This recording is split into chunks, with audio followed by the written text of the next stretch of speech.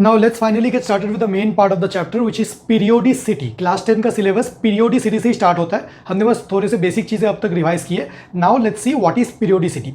Periodicity is basically a phenomena in which similar properties of elements get repeated after a fixed interval of time.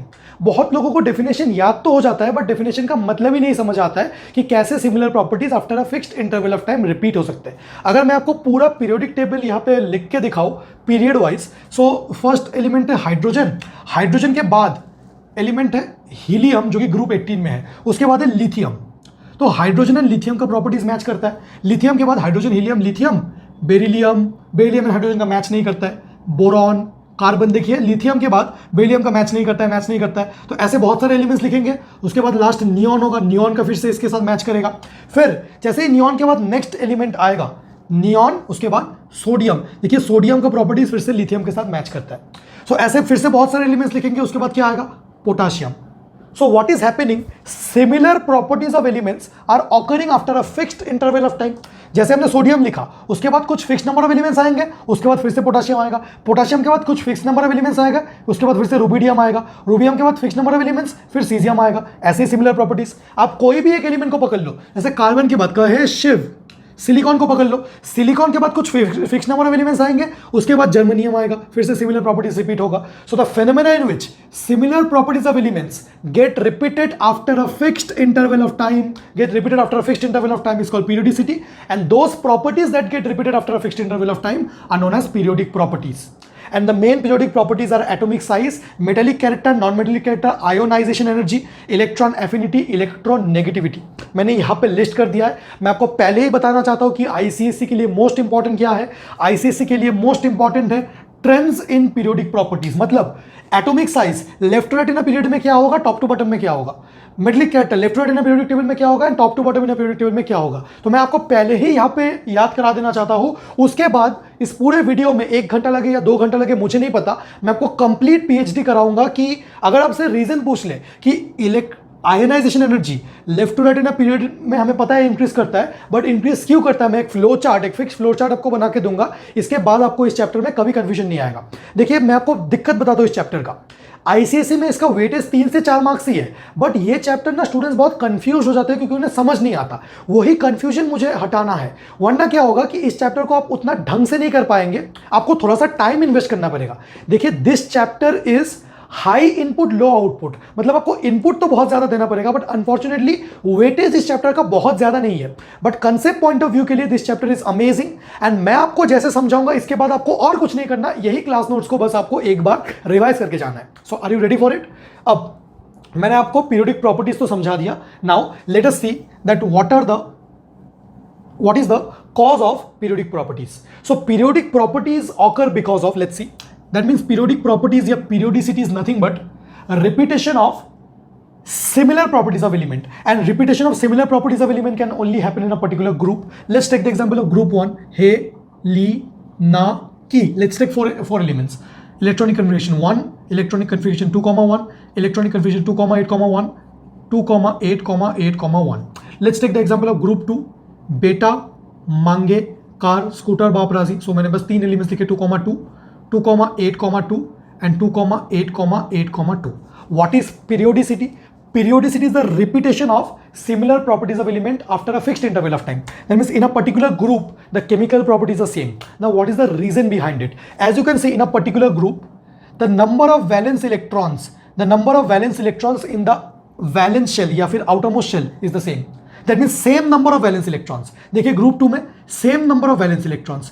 यही है reason properties repeat होने का. क्योंकि मैंने आपको बताया था कि chemical properties of an element depend upon the number of valence electrons. क्योंकि अगर 2 वैलेंस इलेक्ट्रॉन्स होंगे बेरिलियम में, तो बेरिलियम भी 2 लूज करेगा, मैग्नीशियम भी 2 लूज करेगा, कैल्शियम भी 2 लूज करेगा ऑक्टेट कंप्लीट करने के लिए. मतलब ये सारे सिमिलर प्रॉपर्टीज शो करेंगे, सिमिलर केमिकल प्रॉपर्टीज शो करेंगे. फिजिकल प्रॉपर्टीज इनका अलग अलग होगा क्योंकि इनका एटॉमिक मासेस अलग अलग है. अब यहाँ पे आईसीएसई ने एक बार एक fill in the blanks type पूछा था जिसमें थोड़ा सा कंफ्यूजन स्टूडेंट्स को हुआ. अगर आपको पूछे कि what is the cause of periodicity, so cause of periodicity is the recurrence और repetition of same. अगर same word यूज हो, आप देख के बताइए कि एक पर्टिकुलर ग्रुप में what is same, electronic configuration या नंबर ऑफ वैलेंस इलेक्ट्रॉन्स. अगर वो सेम बोले एंड आप बोले कि सेम इलेक्ट्रॉनिक कन्फिगरेशन, देखिए इलेक्ट्रॉनिक कन्फिगरेशन सेम नहीं है. इलेक्ट्रॉनिक कन्फिगरेशन इज सिमिलर, मतलब ये भी 2 से स्टार्ट होता है 1 से एंड होता है, 2 से स्टार्ट 1 से एंड, 2 से स्टार्ट 1 से एंड, सिमिलर है। 2 से स्टार्ट 2 से एंड, 2 से स्टार्ट 2 से एंड, 2 से स्टार्ट 2 से एंड। सो देखिए मैंने 2 यहां पे fill in the blanks type दिया है। So what is the cause of periodicity?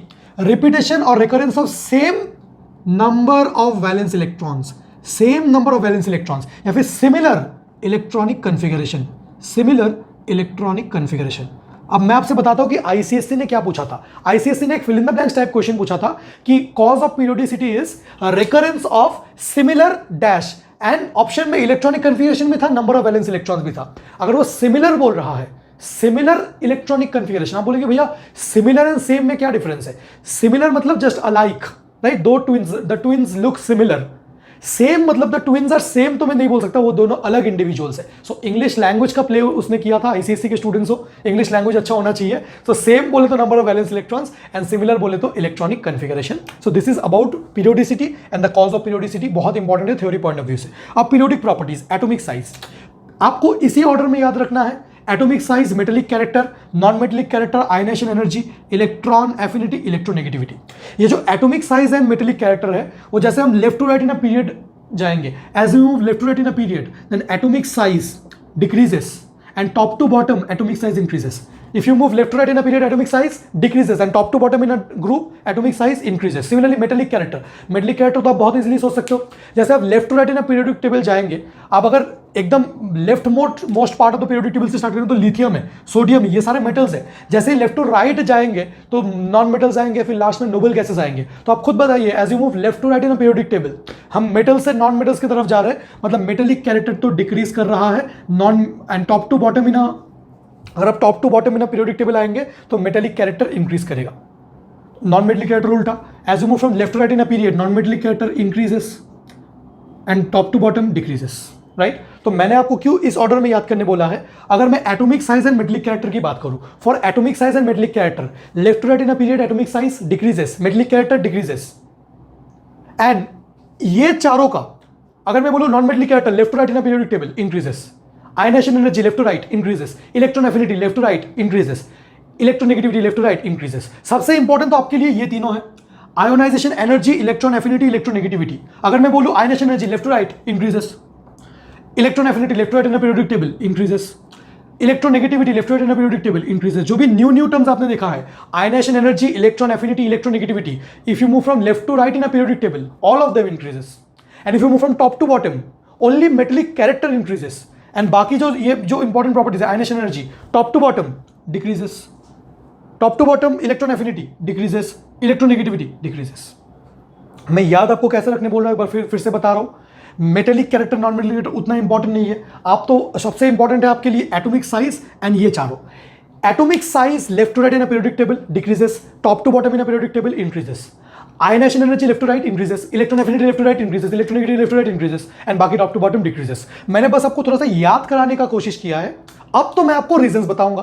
देखिए आईसीएससी के लिए मोर देन रीजंस वो आपको directly fill in the blanks type पूछ लेगा कि on moving top to bottom in a group electronegativity decreases, बस इतना ही, 1 मार्क क्वेश्चन, राइट। इसलिए आपको बहुत जल्दी स्ट्राइक करना चाहिए। मैं ये सब मिटा रहा हूं, I am taking the first periodic property जिसके ऊपर हम कंप्लीट पीएचडी करना चाहते हैं, एटॉमिक साइज मिटा रहा हूं, ओके। एटॉमिक साइज को हम एटॉमिक रेडियस भी बोलते हैं। So our first periodic property is atomic size. अब हर एक पीरियोडिक प्रॉपर्टी में सीक्वेंस सेम होगा। In every periodic property will perform a fix number of things. सबसे पहले डेफिनेशन देखेंगे, यहाँ पे मैं लिख ही लेता हूँ। हर एक पीरियोडिक प्रॉपर्टी का हम डेफिनेशन देखेंगे, उसके फैक्टर्स देखेंगे, factors affecting that periodic property, and third is trends देखेंगे कि what happens as we move across the period and down the group. So in every periodic property, atomic size, metallic character, non-metallic character, ionization energy, electron affinity, electronegativity, 3 questions can be asked and only 3 questions can be asked. The definition of the periodic property, second is the factors affecting the periodic property, and the third is what happens to atomic size as we move across the period down the group, what happens to ionization energy as we move across the period down the group। बस खत्म, पूरा chapter खत्म, और कुछ नहीं है इस chapter में।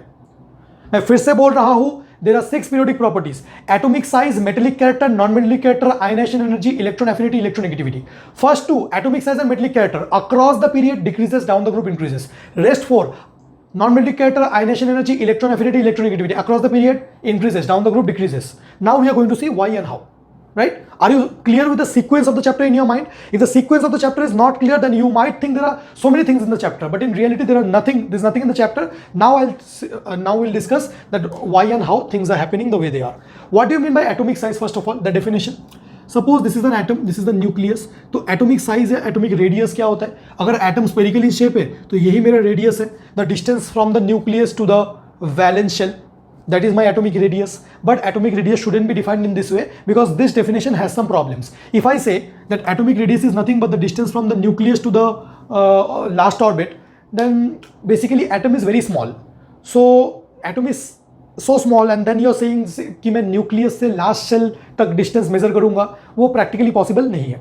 Second and most important reason, in an atom this whatever we say that ये शेल्स है, ये फर्स्ट शेल है, ये सेकंड शेल है, ये हमारे लिए बस approximation, that's just a model to understand. But in reality there are no definite circular paths called shells.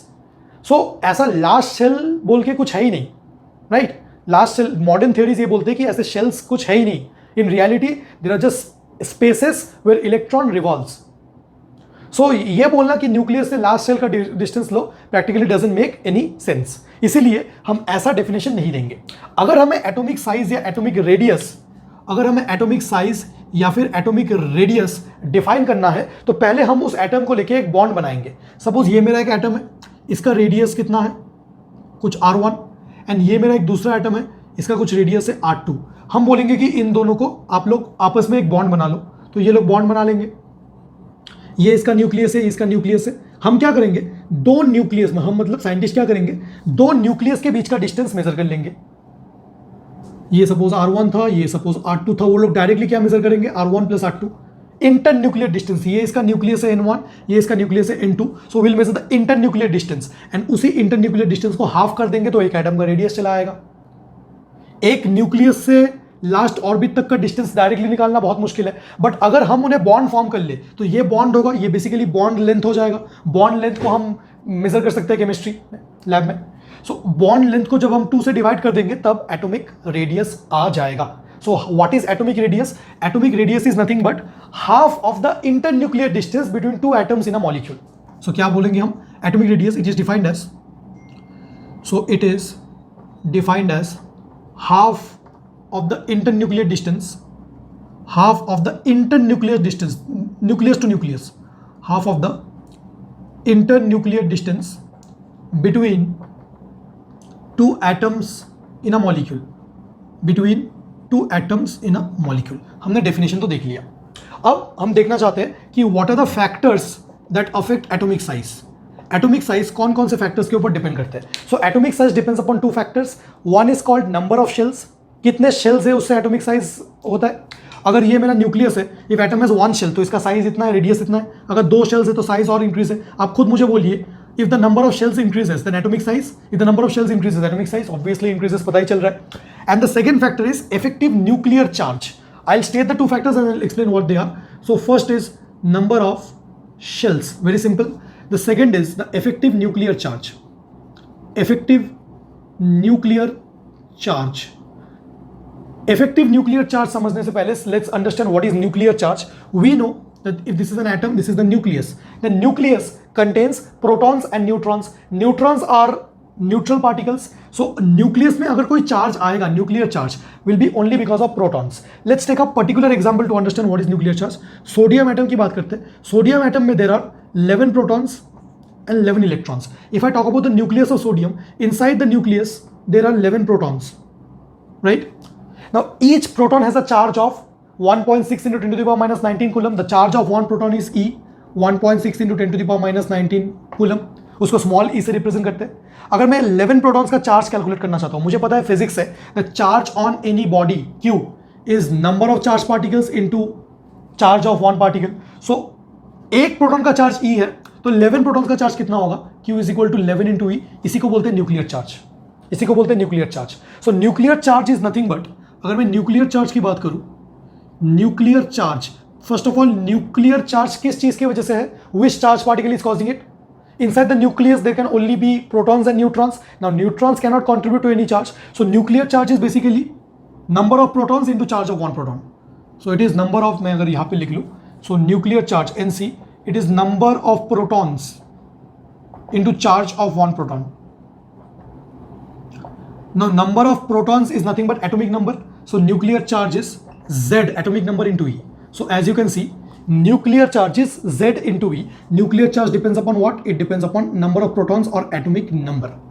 So अगर मैं पूछूं what happens to nuclear, अब effective क्यों बोला हमने? This is the actual nuclear charge. अब कब हम बोलेंगे न्यूक्लियर चार्ज इंक्रीज करेगा? E तो small e is a constant which is 1.6 into 10 to the power minus 19 coulomb. Nuclear charge can only increase if number of protons increases.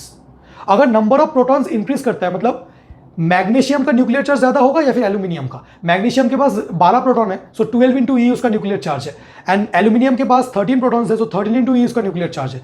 Aluminium का ज्यादा होगा. Effective क्यों बोल रहा हूं? क्योंकि अगर नंबर ऑफ प्रोटॉन्स इंक्रीज करेगा, नंबर ऑफ प्रोटॉन्स इंक्रीज करेगा, सो nuclear charge will increase. But क्या मैं बोल सकता हूं अगर नंबर ऑफ इलेक्ट्रॉन्स डिक्रीज करेगा, सो न्यूक्लियर चार्ज तो इंक्रीज नहीं करेगा? न्यूक्लियस के अंदर तो चार्ज सेम ही है, बट इफेक्टिवली पॉजिटिव चार्जेस ज्यादा आ गया ना, इसलिए मैं effective nuclear charge term use कर रहा हूं. I just explain what is the meaning of effective nuclear charge. Just try to understand. Suppose this is sodium atom. Sodium atom के पास 11 proton and 11 electron. What is the nuclear charge right now? Nuclear charge is 11 into E. Now if sodium loses one electron to become Na plus, number of protons are still 11, number of electrons are 10. So nuclear charge कितना होगा? Nuclear charge तो number of protons into nucleus के अंदर तो इतना ही charge है. अगर sodium ने एक इलेक्ट्रॉन लूज किया, क्या इसका मतलब यह है कि न्यूक्लियस के अंदर से चार्ज कम हो गया? नहीं, न्यूक्लियस के अंदर तो इतना ही चार्ज है, बट क्या इफेक्टिवली पॉजिटिव चार्जेस ने डोमिनेट कर दिया ओवर नेगेटिव चार्ज? 11 प्रोटॉन है, बस 10 इलेक्ट्रॉन है, so effective nuclear charge increases बोल सकते हैं, इसलिए मैं इफेक्टिव वर्ड यूज कर रहा हूं, राइट? सो कब मैं बोलूंगा effective nuclear charge increases? Effective nuclear charge will increase if the number of protons increase और the number of electrons decrease. तब मैं बोलूंगा कि effective nuclear charge increases. Effective nuclear charge denoted by Z effective. Nuclear charge को just small z से denote किया जाता है एंड इफेक्टिव न्यूक्लियर चार्ज को Z इफेक्टिव से डिनोट किया जाता है. So it depends upon two factors, number of shells and effective nuclear charge. अब मुझे बस ये देखना है कि कैसे इफेक्ट होगा. अब हमें पता है कि if number of shells increases, मैं अगर फैक्टर को स्टेट कर दूं, if number of shells increases, what happens to atomic size? अगर नंबर ऑफ शेल्स इंक्रीज हो जाएगा तो एटॉमिक साइज भी इंक्रीज हो जाएगा. What about effective nuclear charge? इस फैक्टर को आपको बहुत अच्छे से समझना है. If the effective nuclear charge increases, effective nuclear charge increase का मतलब आइदर प्रोटॉन्स इंक्रीज हो गया या फिर इलेक्ट्रॉन्स डिक्रीज हो गया. So if the effective nuclear charge increases, if Z effective increases, मुझे ये बताना है कि what will happen to atomic size. If the number of shells increases, atomic size will increase. But if the effective nuclear charge increases, effectively positive charges ने dominate कर दिया. That means अगर effectively positive charges dominate करेंगे तो क्या जो surrounding electrons है in the orbits वो ज्यादा अट्रैक्शन फोर्स फील करेंगे या कम? अगर इफेक्टिवली न्यूक्लियस का चार्ज इंक्रीज हो रहा है, so the electrons will be pulled with greater force of attraction. That means effectively the nuclear charge increases, that means force of attraction between the nucleus and the valence electrons और all the other electrons increases. And अगर all the electrons बहुत close pull हो रहे हैं with a greater force of attraction, so atom का size क्या होगा? वो थोड़ा सा श्रिंक करेगा. एटम का साइज तो यही डिफाइन करता है, या रेडियस यही डिफाइन करता है कि वैलेंस शेल का रेडियस क्या है. तो अगर ये मेरा न्यूक्लियस है एंड ये मेरे सारे शेल्स है, इसमें भी इलेक्ट्रॉन है, इसमें भी इलेक्ट्रॉन है, इसमें भी इलेक्ट्रॉन है. अगर इफेक्टिवली न्यूक्लियस सारे इलेक्ट्रॉन्स को ज्यादा पुल करेंगे तो इलेक्ट्रॉन्स कुछ पास पास आ जाएंगे. अगर यहां से वो थोड़ा इधर पास आ गए तो रेडियस, एटॉमिक रेडियस क्या हो गया? कम हो गया. So if the effective nuclear charge increases, then what happens? Force of attraction between nucleus and valence electron increases. That means atomic size decreases. So these are the two factors that are affecting atomic size. मैं atomic size को यही थोड़ा detail में लिख के बता रहा हूँ. From the next periodic property time save करने के लिए मैं ऑलरेडी लिख के रखूंगा, फिर मैं आपको बताऊंगा कि हो क्या रहा है, right? Okay. So now will see the trends in atomic size. हमने सब कुछ देख लिया, बस लास्ट देखना है हमें ट्रेंड्स इन एटॉमिक साइज. मतलब मैं ये देखना चाहता हूं कि what happens to atomic size as we move across the period. What happens to atomic size as we move across the period and as we move down the group. So as we move across the period, what happens to atomic size? As we move across the period, number of shells remains the same because period same है तो shells तो same ही होगा, and number of shells अगर same होगा तो दो factors ही atomic size को affect कर सकते हैं, या नंबर ऑफ शेल्स एंड या फिर nuclear charge. So as we move across the period, number of shells तो सेम ही है. अगर नंबर ऑफ शेल्स सेम है तो नंबर ऑफ शेल्स से तो डिसाइड नहीं किया जा सकता, तो किससे डिसाइड करेंगे? डिसाइडिंग कॉल किसको मिलेगा? सिर्फ इफेक्टिव न्यूक्लियर चार्ज को मिलेगा. So as we move across the period, effective nuclear charge increases. So we should say as we move across the period the effective nuclear charge increases. क्यों? Because atomic number increase कर रहा है, right? So atomic number increase कर रहा है मतलब effective nuclear charge increase कर रहा है. So if the effective nuclear charge increases, so what happens? Force of attraction between nucleus and valence electrons का क्या होगा? Force of attraction between nucleus and valence electrons का क्या होगा? ये डिक्रीज करेगा, सॉरी इंक्रीज करेगा. Force of attraction between nucleus and valence electrons will increase, and if the force of attraction between nucleus and valence electrons will increase, what will happen to atomic size? वो ज्यादा पुल करेगा electrons को, पास पास आ जाएगा, मतलब atomic size will decrease. इसलिए मैं बोल रहा था कि atomic size decreases across the period. Reason ये है, देखिए एटॉमिक साइज को अफेक्ट करने के लिए दो फैक्टर्स है, एक है नंबर ऑफ शेल्स एंड एक है न्यूक्लियर चार्ज. दोनों मिलकर डिसाइड करेंगे कि अल्टीमेटली क्या होना चाहिए. Across the period number of shells तो सेम है, तो नंबर ऑफ शेल्स से तो डिसाइड नहीं कर सकते, तो सिर्फ इफेक्टिव न्यूक्लियर चार्ज से डिसाइड करेंगे. एंड जैसे हम across the period left right जाते हैं, इफेक्टिव न्यूक्लियर चार्ज इंक्रीज करता है तो एटॉमिक साइज डिक्रीज करता है. As we move down the group, there are two factors, number of shells and again effective nuclear charge. So as we move down the group, number of shells क्या होता है? जैसे हम down the group जाते हैं, number of shells 1 1 करके add होते हैं, so number of shells increases. So अगर नंबर ऑफ शेल्स इंक्रीज होगा तो एटॉमिक साइज क्या होता है? Atomic size should increase. But यहां पे एक कॉन्फ्लिक्ट आ रहा है. कॉन्फ्लिक्ट क्या आ रहा है? As we move down the group, effective nuclear charge भी क्या होता है? इंक्रीज होता है. इफेक्टिव न्यूक्लियर चार्ज तो अक्रॉस द पीरियड भी इंक्रीज करेगा, डाउन द ग्रुप भी इंक्रीज करेगा, क्योंकि effective nuclear charge depends upon atomic number. As you move across the period, atomic number will still increase, down the group still increase. So as you move down the group, number of shells increases, due to which atomic size should increase. Effective nuclear charge should increases, and अगर effective nuclear charge increase करेगा, so force of attraction between nucleus and the valence electrons will also increase, and then atomic size should decrease. अच्छा, यहां पे एक conflict आ गया, दोनों के बीच में क्या आ गया? कन्फ्लिक्ट. हो क्या रहा है? Atomic size depends upon two factors, number of shells and effective nuclear charge. Across the period there was no problem, because across the period number of shells remains the same. Nuclear charge increases, and because nuclear charge increases across the period, so force of attraction between nucleus and valence electrons increases, and ultimately atomic size decreases. Down the group, there are two factors again, and both the factors are playing their roles. As you move down the group, number of shells are increasing, and because of increase in number of shells, atomic size should increase. Effective nuclear charge is also increasing. Because of increase in effective nuclear charge, atomic size should decrease. Now ultimately क्या होगा? Ultimately दोनों factors एक दूसरे को oppose कर रहे हैं. So both factors oppose each other. Both the factors oppose each other. जीतेगा कौन? एक्सपेरिमेंटली ऐसा ऑब्जर्व किया गया है कि number of shells is a predominant factor. ये एक्सपेरिमेंटली ऑब्जर्व किया है, मतलब नंबर ऑफ शेल्स इंक्रीज करने की वजह से एटॉमिक साइज का जितना इंक्रीज आया, क्या हुआ? अप डाउन द ग्रुप गए, you went down the group, number of shells increase हो गया, तो let's say atomic size increases by 100, and Z effective भी इंक्रीज हो गया, let's say atomic size decreases by 20. So effectively plus 80 आया ना answer, मतलब इफेक्टिवली 80 इंक्रीज होगा. मतलब दोनों में से किसका इफेक्ट ज्यादा है? नंबर ऑफ शेल्स का इफेक्ट ज्यादा है, ये हमेशा आपको याद रखना है. ये एक्सपेरिमेंटली एक फैक्ट है. सो कभी भी आपको नंबर ऑफ शेल्स या जेड इफेक्टिव में कोई कॉन्फ्लिक्ट आए, सो आपको नंबर ऑफ शेल्स की सुनना है. सो यहां पे आप लिख सकते हो कि number of shells, this is a dominant factor, so it dominates over effective nuclear charge. So therefore ultimately इन दोनों में से ये बोल रहा है कि मैं इंक्रीज कर रहा हूं तो एटॉमिक साइज इंक्रीज करना चाहिए, एंड जेड इफेक्टिव बोल रहा है एटॉमिक साइज डिक्रीज करना चाहिए. सुनेंगे किसकी? तो एटॉमिक साइज अल्टीमेटली इंक्रीज करेगा. अगर आपको इसी चीज को स्टेटमेंट में बोलना है तो आप ऐसा बोल सकते हो कि across the period the effective nuclear charge increases, due to which the force of attraction between the nucleus and the valence electrons increases, and hence atomic size decreases.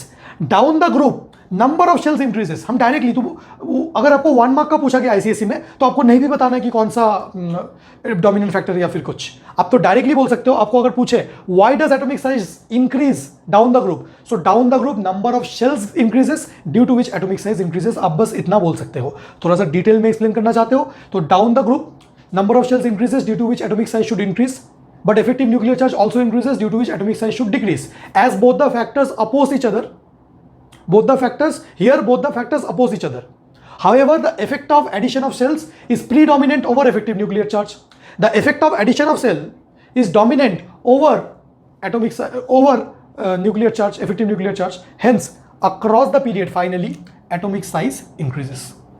I hope you get this. इसको note कर लो. So हमने trends भी देख लिया. अब there is an exception in atomic size. पहले मैं देख रहा हूं कि रिकॉर्ड हो रहा है कि नहीं. हाँ, परफेक्टली रिकॉर्ड हो रहा है. There is a particular exception in atomic size.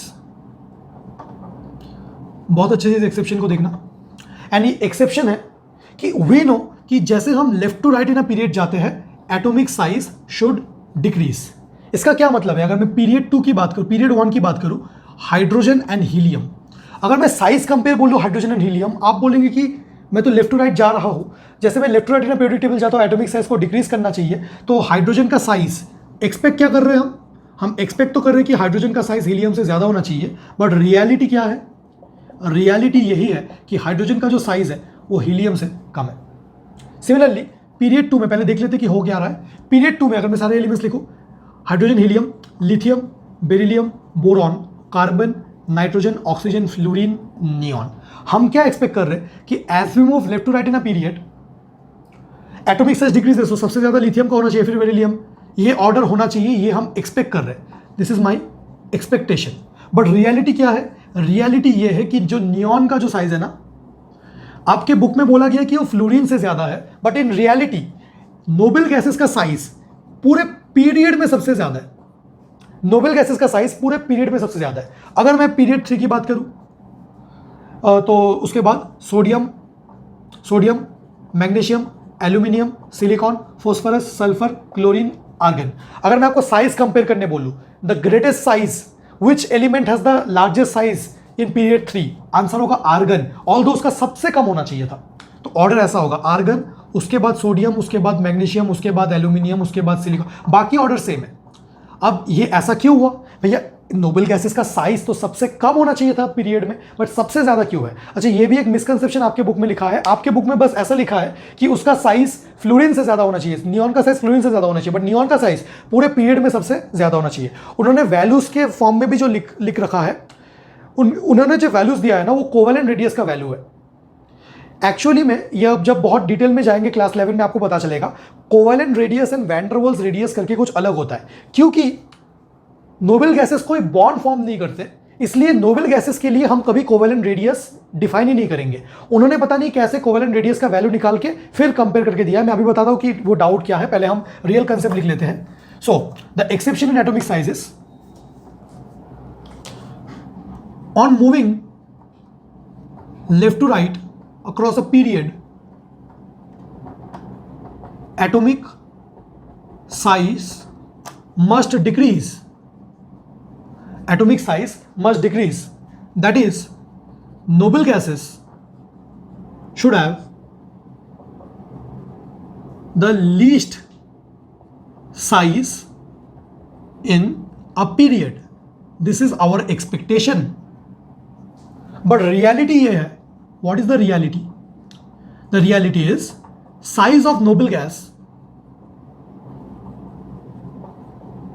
is largest in its respective period. In its respective period. अब इसका रीजन क्या है?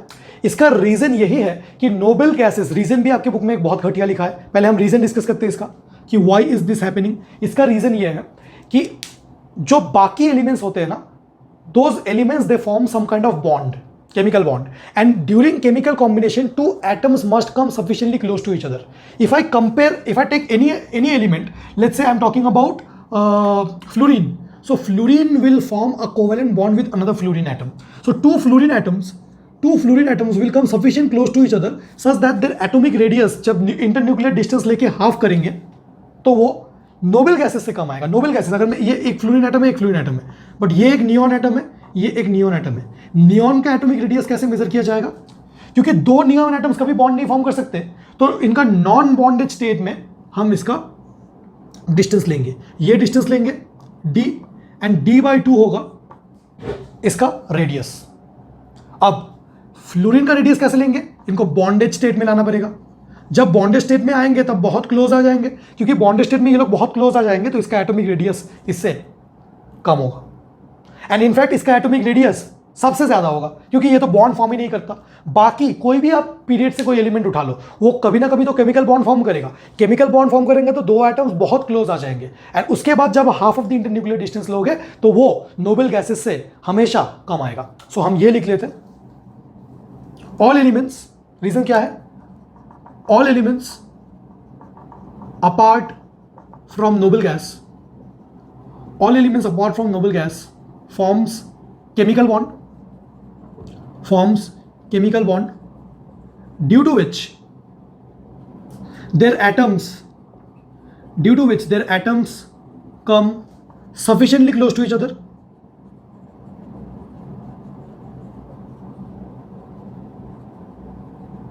and when their atomic radius is calculated and when their atomic radius is calculated, it always comes out to be less than noble gas, because in noble gas they do not form any bond and they do not come closer. So this is the actual reason. अब आपके book में जो घटिया reason है वो देख लेते एक बार, वो कोई रीजन ही नहीं है, राइट? सो सेकेंड पॉइंट हम लिख सकते हैं यहाँ पे घटिया रीजन जो टीचर्स बताते हैं. वो लोग क्या बोलते हैं कि देखो अगर मैं फ्लोरीन एंड नियॉन को कंपेयर करूं तो फ्लोरीन में क्या होगा 2,7, इसमें 2,8. फ्लोरीन एंड नियॉन में अगर मैं साइज कंपेयर करूं किसका ज़्यादा होगा? तो साइज तो नियॉन का ज़्यादा होगा. अब रीज़न क्या बताते हैं कि नियॉन में कंप्लीट ऑक्टेट है, फ्लोरीन में कंप्लीट ऑक्टेट नहीं है. ठीक है, नियॉन में कंप्लीट ऑक्टेट है, इसलिए इंटर इलेक्ट्रॉनिक रिपल्शन. अगर मैं नियॉन का स्ट्रक्चर ड्रॉ करूं, ये न्यूक्लियस, ये 2 इलेक्ट्रॉन्स एंड 1 2 3 4 5 6 7 8, एंड मैं अगर फ्लोरीन का ड्रॉ करूं, ये मेरा नियॉन है, बाकी मैं मिटा रहा हूं. अगर आपने नहीं लिखा तो रिवाइंड कर लेना. अब मैं फ्लोरीन को देखो 1 2 3 4 5 6 7, यही है. अब वो क्या बोलते हैं कि नियॉन में 2 inner shell and outer shell electrons के बीच रिपल्शन इतना ज़्यादा है, inner shell and outer shell electrons के बीच रिपल्शन इतना ज़्यादा है, अगर ये इनर शेल वाले इलेक्ट्रॉन्स आउटर शेल को रिपेल करेंगे तो क्या होगा? साइज थोड़ा सा एक्सपैंड हो जाएगा. मतलब neon has completed octet due to which the inter electronic repulsion, inter electronic मतलब 2 डिफरेंट शेल्स के इलेक्ट्रॉन्स के बीच का repulsion is sufficiently high and size expands. But ये रीजन इसलिए घटिया है क्योंकि इसमें 7 इलेक्ट्रॉन्स है लास्ट शेल में, इसमें 8 इलेक्ट्रॉन है. एक इलेक्ट्रॉन के लिए इतना डिफरेंस हो गया कि इंटर इलेक्ट्रॉनिक रिपल्शन इतना हाई हो गया कि इसमें ज़्यादा इसमें कम है. वैसा नहीं है, right? Inter electronic repulsion is not a very, it's one of those reason but not a very profound reason for it. So they say that neon has completed octet due to which the inter-electronic repulsion between the shells of the electrons are very high and hence its size expands. So this was one of those exceptions. Actual reason ये है. ICSE में आपसे ये सब reasons वगैरह कुछ पूछा नहीं जाएगा. Okay. So this was about atomic size. अब हम क्या देखते हैं? इसमें एक पॉइंट है, वो है आयनिक रेडियस. आयनिक रेडियस एक सब टॉपिक है. आयनिक रेडियस को स्टडी करके हम एटॉमिक साइज को वाइंड अप करते हैं. आयनिक रेडियस का मतलब हमें पता है कि एक एटम आयंस फॉर्म कर सकता है. अगर एक एक्स एटम है मेरे पास, तो ये एक्स एटम अगर इलेक्ट्रॉन लूज करेगा it will form x plus मतलब कैटायन, एंड यही एक्स एटम अगर इलेक्ट्रॉन गेन करेगा it will form x minus which is anion, which is an anion. अब मुझे क्या बताना है, हमें cation, anion and parent atom का साइज कंपेयर करना है. सो there is a particular fact that अगर मेरे पास एक सोडियम एटम है 2,8,1 एंड वो एक इलेक्ट्रॉन लूज करता है Na+ फॉर्म करता है विच इज 2,8.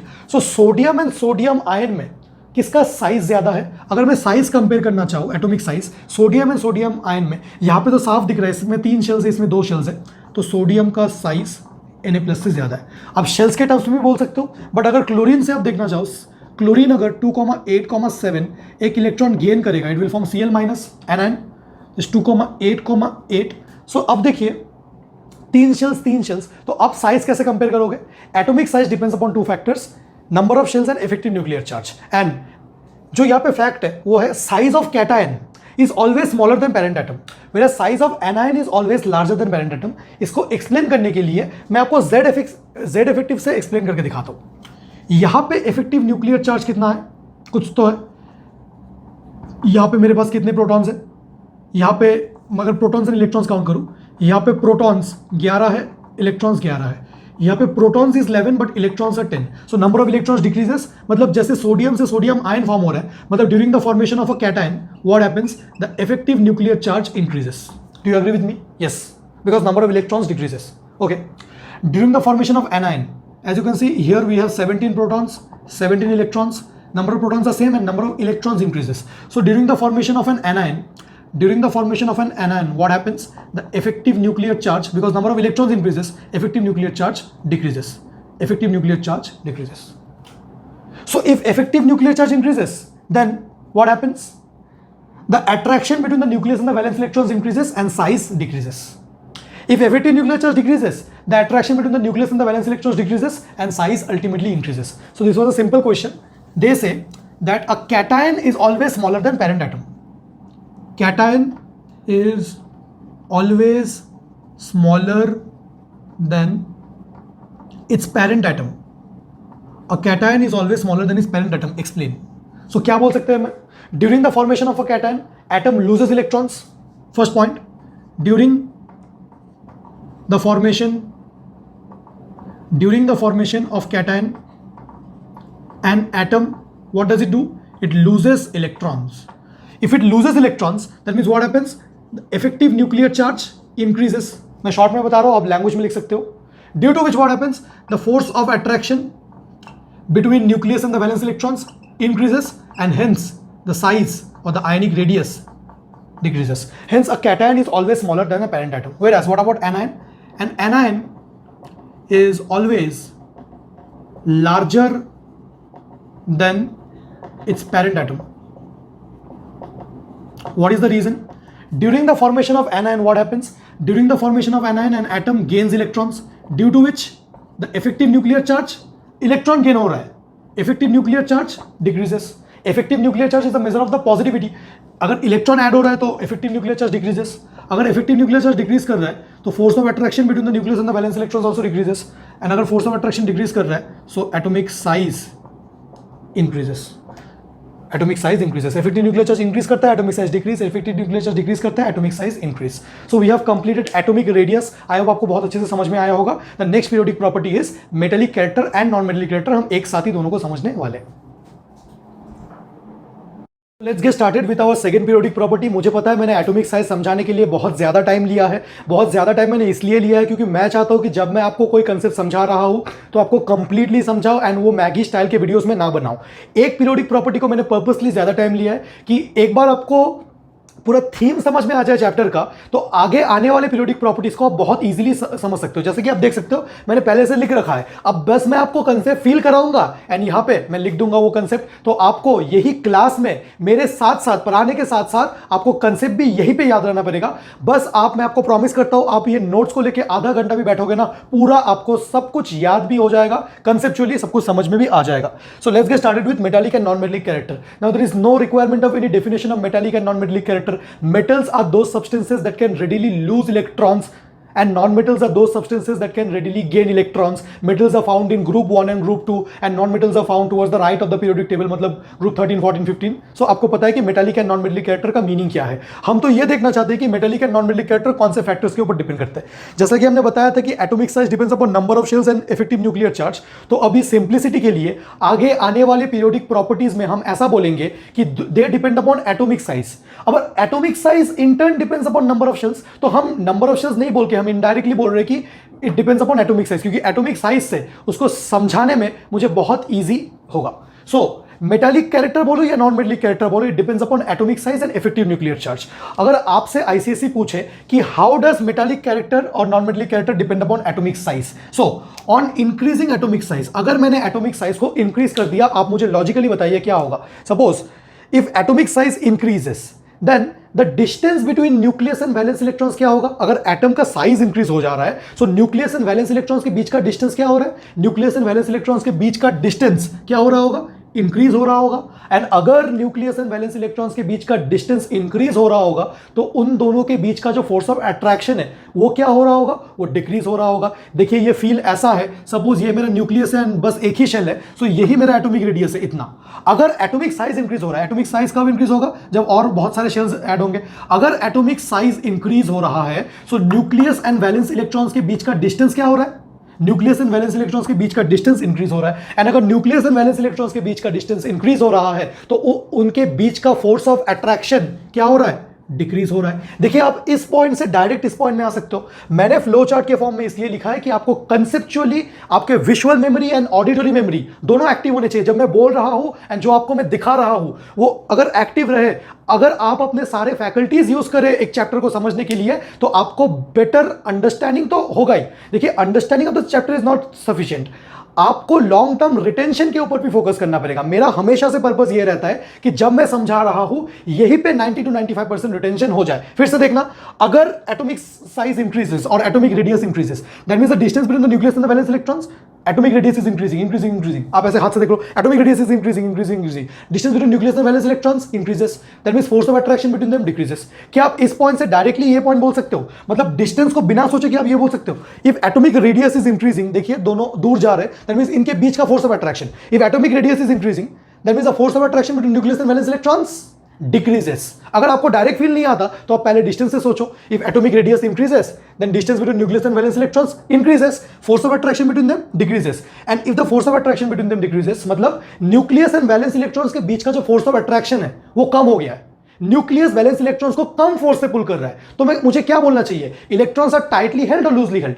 न्यूक्लियस इलेक्ट्रॉन को कम फोर्स से पुल कर रहा है। अगर न्यूक्लियस इलेक्ट्रॉन को बहुत ज्यादा फोर्स से पुल करेगा, मैं बोलूंगा कि यार न्यूक्लियस ने इलेक्ट्रॉन को टाइटली होल्ड कर रखा है, इतने ज्यादा फोर्स से पुल कर रहा है। अभी nucleus, the force of attraction between the nucleus and valence electrons decreases, that means electrons are loosely held. And आप मुझे खुद बताइए, अगर वैलेंस शेल इलेक्ट्रॉन्स बहुत लूजली हेल्ड होंगे तो tendency to lose electrons, nucleus valence electrons के ऊपर उतना ज्यादा इंफ्लुएंस नहीं एक्सर्ट कर रहा है। तो ये इलेक्ट्रॉन्स जो वैलेंस शेल में है उनके लूज होने की टेंडेंसी, ऑर्बिट को डिटैच करके एटमॉस्फेयर में जाने का टेंडेंसी ज्यादा होगा या कम होगा, वो बहुत लूजली हेल्ड है, न्यूक्लियस उतना उसको फोर्स नहीं दे रहा है, that means tendency to lose electrons will increase. And आप मुझे बताइए कि कौन सा सब्सटेंस, मेटल में या नॉन मेटल में टेंडेंसी टू लूज इलेक्ट्रॉन्स ज्यादा है। Metals can readily lose electrons, metals have a high tendency to lose electrons. अगर tendency to lose electrons increase होगा, इसका मतलब मेरा जो मेटालिक कैरेक्टर है इंक्रीज होगा and NMC non metallic character decrease होगा। देखिए कितने मैंने आपको फील कराया।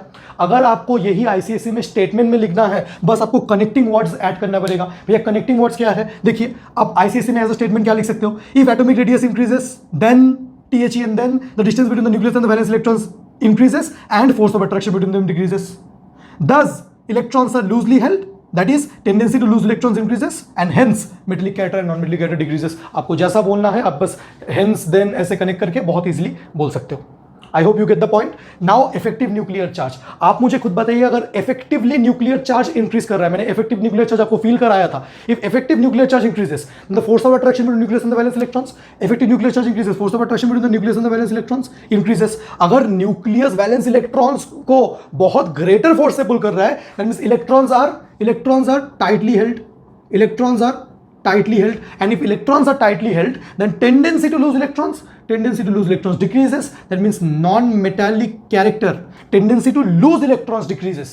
metals बहुत easily electron lose करते हैं, and यहाँ पे tendency to lose electrons बहुत कम है, मतलब metallic character बहुत कम है and non-metallic character बहुत ज़्यादा है। देखिए कुछ लोग कैसे रखते हैं, कुछ लोग ऐसे रखते हैं कि atomic radius and metallic character आपस में डायरेक्टली प्रोपोर्शनल है। वैसे आपको बिल्कुल पहली बात तो directly proportional inversely proportional word गलती से भी मत यूज करना, क्योंकि डायरेक्टली प्रोपोर्शनल का मतलब ये है, अगर मैं बोल रहा हूं कि y is directly proportional to x, इसका मतलब सिर्फ ये नहीं है कि x इंक्रीज करने से y इंक्रीज करेगा।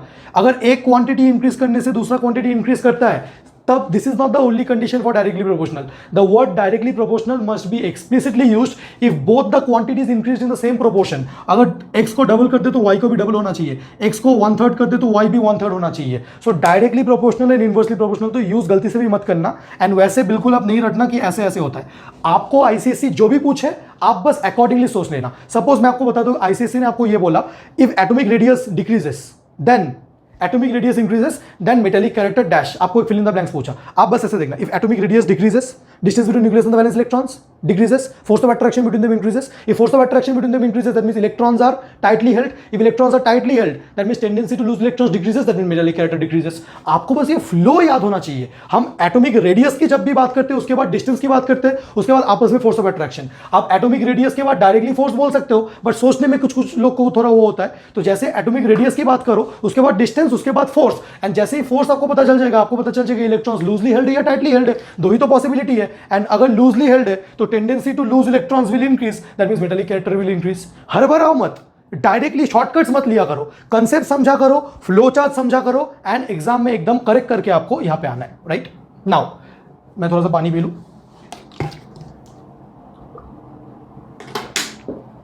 फाइन, नाउ लेट अस सी सम ट्रेंड्स। अब क्या पूछ सकता है वो कि अब ये ट्रेंड्स में बहुत सारी चीजें हम समझने वाले, बहुत अच्छे से देखना। अब वो नेक्स्ट क्वेश्चन क्या पूछ सकता है कि हाउ डज मेटालिक कैरेक्टर और non metallic character increases very across the period and down the group. उसका फेमस क्वेश्चन है across the period and down the group. देखते अक्रॉस द, अच्छा इन दोनों में से atomic size and effective nuclear charge में से प्रीडोमिनेंट फैक्टर कौन सा है? हमेशा साइज चार्ज के ऊपर प्रीडोमिनेंट होता है इस केस में। So here atomic size is a more predominant factor. तो हम सारे जो ट्रेंड्स हैं, all the trends will be explained on the basis of atomic size only. हम न्यूक्लियर चार्ज की तो बात ही नहीं करेंगे। सबसे पहली बात, अब से आके जितने भी फैक्टर्स आ रहे हैं हम सबको एटॉमिक साइज के बेसिस में ही एक्सप्लेन करेंगे। अब से लेके जितने भी पीरियोडिक प्रॉपर्टीज आएंगे सारे atomic size and nuclear charge के ऊपर ही डिपेंड करेंगे। एंड हम सबको कैसे एक्सप्लेन करेंगे? हम सबको purely on the basis of atomic size explain करेंगे। अब across the period, when you move across the period, सबसे पहली बात बताओ, हम एक्सप्लेन तो करना चाह रहे हैं on the basis of atomic size. As we move across the period from left to right, atomic radius या एटॉमिक साइज, आपने अभी बोला था atomic radius decreases, atomic radius decreases. If atomic radius decreases then distance between the nucleus and the valence electrons decreases है ना। Atomic radius decrease कर रहा है, distance between the nucleus and the valence electron decreases. मैं directly force लिख रहा हूं, ठीक है, मैं ये वाला पॉइंट स्किप कर रहा हूं क्योंकि आप अभी थोड़ा मैच्योर हो गए होंगे। एटॉमिक रेडियस डिक्रीजेस मतलब distance between the nucleus and the valence electrons decrease. अच्छा चलो लिख देता हूं, नेक्स्ट टाइम मैं डायरेक्ट फोर्स लिखूंगा, distance between nucleus and valence electron decreases, distance between nucleus and the valence electron decreases. अगर distance between the nucleus and the valence electron decrease करता है, so force of attraction between nucleus and valence electrons क्या होगा? Force of attraction उनके आपस में increase होगा। Habit करो कि इसके बाद डायरेक्टली ये पॉइंट बोले, राइट? तो एक अच्छा हैबिट है, ठीक है। So force of attraction between nucleus and the valence electrons increase हुआ होगा। अगर न्यूक्लियस एंड वैलेंस इलेक्ट्रॉन्स के बीच का फोर्स ऑफ अट्रैक्शन बहुत ज्यादा है तो आप मुझे बताओ टेंडेंसी टू लूज इलेक्ट्रॉन्स ज्यादा है या कम है? हमें यह भी नहीं बताना कि इलेक्ट्रॉन्स लूजली है, वो तो मैंने आपको बहुत डिटेल में बताया। आप ये वाला पॉइंट एंड ये वाला पॉइंट स्किप कर सकते हो। आप डायरेक्टली अगर फोर्स ऑफ अट्रैक्शन उनके बीच का बहुत कम है, न्यूक्लियस एंड वैलेंस इलेक्ट्रॉन्स के बीच का फोर्स ऑफ अट्रैक्शन कम है, मतलब टेंडेंसी टू लूज इलेक्ट्रॉन्स क्या है? बहुत ज्यादा है ना। So if the force of attraction between nucleus and the valence electron decreases, nucleus valence electrons को बहुत फोर्स से पुल कर रहा है, मतलब इलेक्ट्रॉन्स वैलेंस इलेक्ट्रॉन्स का टेंडेंसी टू लूज बहुत ही कम है क्योंकि बहुत फोर्स है। सो टेंडेंसी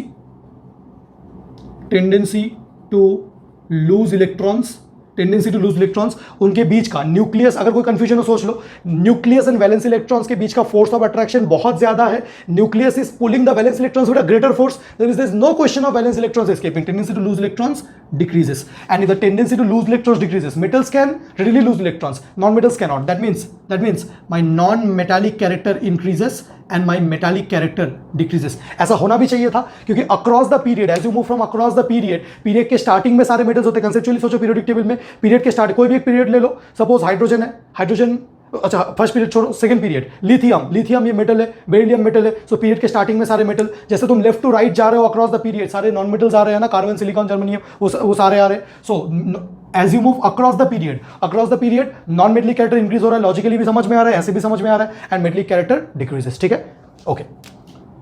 अब देखते हैं down the group. As you move down the group atomic radius increases. What happens to the, if atomic radius increases, distance between the nucleus and the valence electrons increases. That means force of attraction between nucleus and the valence electrons, directly लिख रहा हूं, force of attraction between nucleus and valence electrons, atomic radius increases, distance between nucleus and the valence electrons increases, force of attraction between them decreases. Nucleus and valence electrons के बीच का force of attraction decrease कर रहा है, मतलब nucleus is not pulling the valence electrons with a greater force. That means the tendency to lose electrons, next point में मैं बोल रहा हूं, उनके बीच का फोर्स बहुत कम है। न्यूक्लियस ज्यादा निगरानी नहीं रख रहा है वैलेंस इलेक्ट्रॉन्स के ऊपर, न्यूक्लियस वैलेंस इलेक्ट्रॉन्स को ज्यादा फोर्स से पुल ही नहीं कर रहा है, मतलब वैलेंस इलेक्ट्रॉन्स रिलेटिवली एस्केप करने के लिए बहुत फ्री है। मतलब tendency to lose electrons increases. Nucleus उतना स्ट्रिक्ट नहीं है वैलेंस इलेक्ट्रॉन्स के साथ, न्यूक्लियस ने ऑलमोस्ट वैलेंस इलेक्ट्रॉन्स को छोड़ दे रखा है कि देख मैं तेरे को ज्यादा फोर्स से पुल नहीं करूंगा, मतलब tendency to lose electrons will increase. And अगर tendency to lose electrons increase करेगा तो metallic character increases, non metallic character decreases. Metallic character increases, non metallic character decreases. So how does metallic character vary across the period? मैंने आपको बोल रखा था atomic size, first periodic property क्या था? Atomic size. Across the period atomic size decreases, down the group atomic size increases. Metallic character across the period decreases, down the group increases. मैंने बोला था ना, non metallic character across the period non metallic character increases, down the group decreases. Ionisation energy across the period increases, down the group decreases. Electron affinity across the period increases, down the group decreases. फिर last में electronegativity across the period increases, down the group decreases. सिर्फ atomic size and metallic character, कौन सा? Atomic size and metallic character across the period decreases, down the group increases. देखिए atomic radius across the period decreases, down the group increases. बहुत important है atomic size, क्योंकि उसको use करके ही सारा सब कुछ होगा। अब यहां पे एक चीज बताओ, अक्रॉस द पीरियड कभी कभी आईसीएसई क्या पूछ लेता है कि oxidising nature and reducing nature का क्या हुआ? अब देखिए across the period atomic radius decreases, that means force of attraction between the nucleus and the valence electron increases, tendency to lose electrons decreases, that means non-metallic character increases. If non-metallic character increases, tell me non-metals are oxidizing agents or reducing agents? Non-metals are good oxidizing agents. Why? Because metals can readily lose electrons. And what do you mean by oxidation? Oxidation is the process of loss of electron. Oxidation is loss of electron. अगर मैं बोल रहा हूं कि मैं किसी को oxidise करना चाह रहा हूं, आई एम एक्स एंड मैं वाई को ऑक्सीडाइज करना चाह रहा हूं, वाई ऑक्सीडाइज होगा मतलब वाई इलेक्ट्रॉन लूज करेगा, एंड वाई ने अगर इलेक्ट्रॉन लूज किया तो किसी ना किसी को गेन करना पड़ेगा। When can I say that I am an oxidising agent? An oxidising agent is someone who facilitates the process of oxidation. Oxidation means loss of electron, and if I am claiming that I am an oxidizing agent, that means I can facilitate oxidation. What do I mean by the statement that I can facilitate oxidation? That means I can make oxidation happen. Oxidation मतलब loss of electron, मतलब मैं loss of electron करवा सकता हूँ, मतलब मैं किसी को इलेक्ट्रॉन लूज करवा दूंगा। अगर उसने इलेक्ट्रॉन लूज किया तो किसी ना किसी को गेन करना पड़ेगा, तो मैं गेन कर लूंगा, राइट?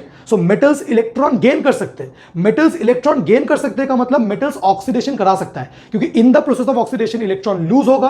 अगर वहां पे मेटल्स प्रेजेंट है तो मेटल्स उस इलेक्ट्रॉन को गेन कर लेगा, तो मतलब मेटल्स ने इलेक्ट्रॉन गेन करके ऑक्सीडेशन वाला प्रोसेस को फैसिलिटेट किया, मतलब metals are oxidising agent, sorry non metals are oxidising agent, non metal की बात कर रहा, मेटल बोल दिया।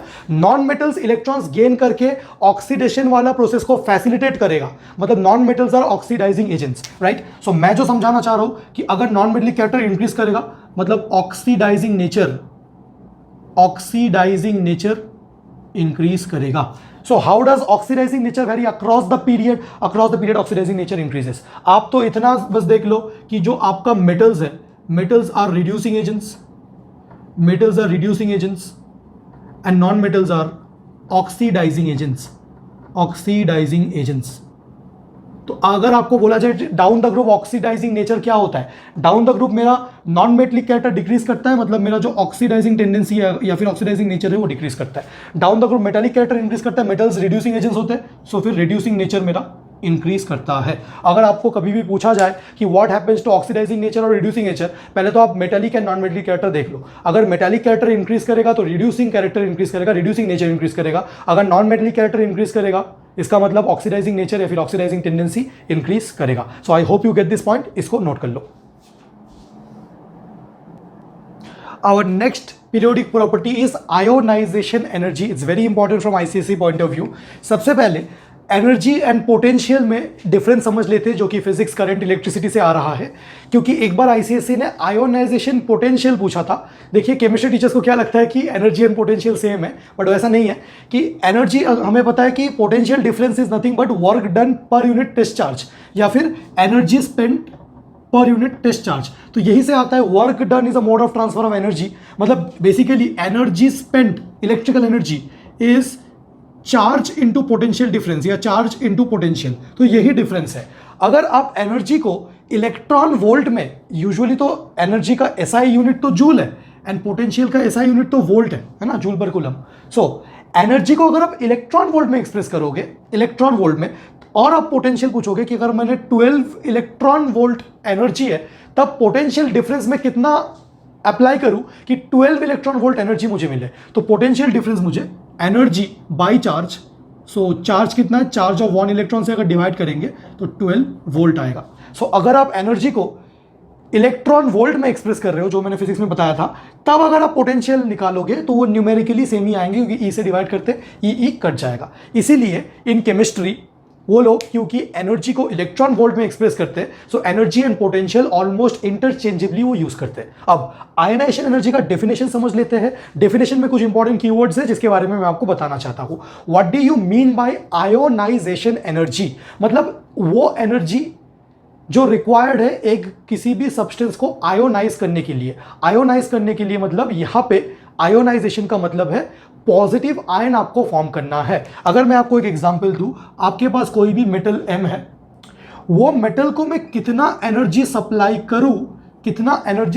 करूं कि उस मेटल से एक इलेक्ट्रॉन रिमूव हो जाए एंड इलेक्ट्रॉन रिमूव होके वो M+ में कन्वर्ट हो जाए. अब कुछ कंडीशन है इस मेटल के ऊपर. ये जो मेटल है ना, जिसके ऊपर हम एक्सपेरिमेंट करना चाहते हैं, जिस मेटल को हम एनर्जी देके इलेक्ट्रॉन निकालना चाहते हैं, वो मेटल क्या होना चाहिए? न्यूट्रल होना चाहिए. क्योंकि अगर पहले से ही उसके ऊपर कोई चार्ज है, तब अब परफेक्ट न्यूट्रल स्टेट का आयनाइजेशन एनर्जी नहीं कैलकुलेट कर सकते. हमें तो वो कैलकुलेट करना है कि एक मेटल कंप्लीटली न्यूट्रल था, अब इसके लास्ट शेल से मैं एक इलेक्ट्रॉन निकालना चाहता हूं, तो कितनी एनर्जी मुझे चाहिए. अगर आप एक चार्ज्ड आयन से इलेक्ट्रॉन निकालोगे, उसको भी आयनाइजेशन एनर्जी बोलते हैं, बट उसको सक्सेसिव आयनाइजेशन एनर्जी बोलते हैं. First ionisation energy, second ionisation energy, right. अगर आप सिर्फ आयनाइजेशन एनर्जी बोल रहे हो, सो मेटल न्यूट्रल होना चाहिए.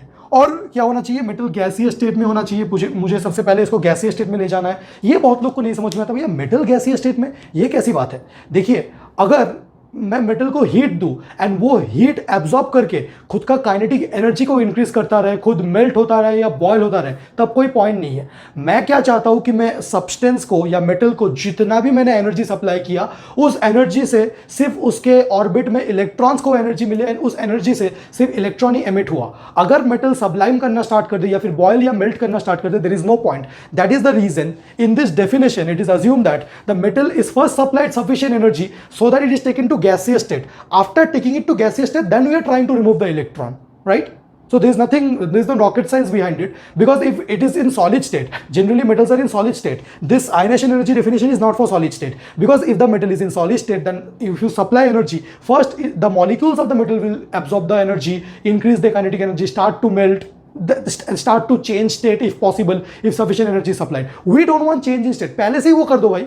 मैं आऊंगा, मैं एनर्जी दूंगा, बस इलेक्ट्रॉन निकलेगा. ये एनर्जी किसी और रीजन की वजह से यूज नहीं होना चाहिए. सो न्यूट्रल, गैसियस एंड आइसोलेटेड, ये तीनों कीवर्ड्स है. ये मेटल को आइसोलेटेड रहना है, क्योंकि मैं एनर्जी दे रहा हूं इलेक्ट्रॉन निकालने के लिए. इस इन्वायरमेंट में और कोई चार्ज पार्टिकल नहीं रहना चाहिए, क्योंकि मैं जिस इलेक्ट्रॉन को एनर्जी दे रहा हूं उसी इलेक्ट्रॉन को एनर्जी मिलना चाहिए एंड वो बाहर आना चाहिए. ऐसा नहीं होना चाहिए कि यहाँ पे तो मैंने मेटल रखा है, यहाँ पे एक इलेक्ट्रॉन है एंड यहाँ पे किसी और इलेक्ट्रॉन इसको रिपेल कर रहा है इसलिए वो नहीं निकल रहा, या फिर यहाँ पे कोई और पॉजिटिव चार्ज सराउंडिंग में रखा है जो इस इलेक्ट्रॉन को अट्रैक्ट कर रहा है, उसके लिए निकला, मेरे वाला एनर्जी के लिए नहीं निकला.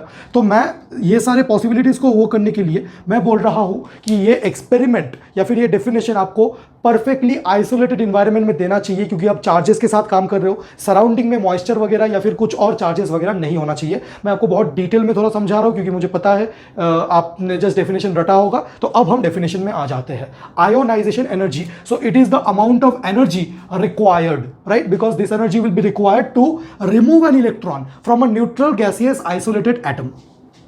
आपको एक मेटल को आयोनाइज करना है, मतलब पॉजिटिव आयन फॉर्म करना है। एक मेटल आपके पास था, ये मेटल न्यूट्रल होना चाहिए, गैसियस होना चाहिए, आइसोलेटेड होना चाहिए। आप इसको एनर्जी सप्लाई करोगे एंड ये मेटल क्या हो जाएगा, एक पॉजिटिवली चार्ज्ड गैसियस आयन में कन्वर्ट हो जाएगा। So the amount of energy required release required to remove an electron from a neutral gaseous isolated atom and convert it to a positively charged gaseous ion. You have a neutral gaseous isolated atom. You want to convert this to a positively charged gaseous ion.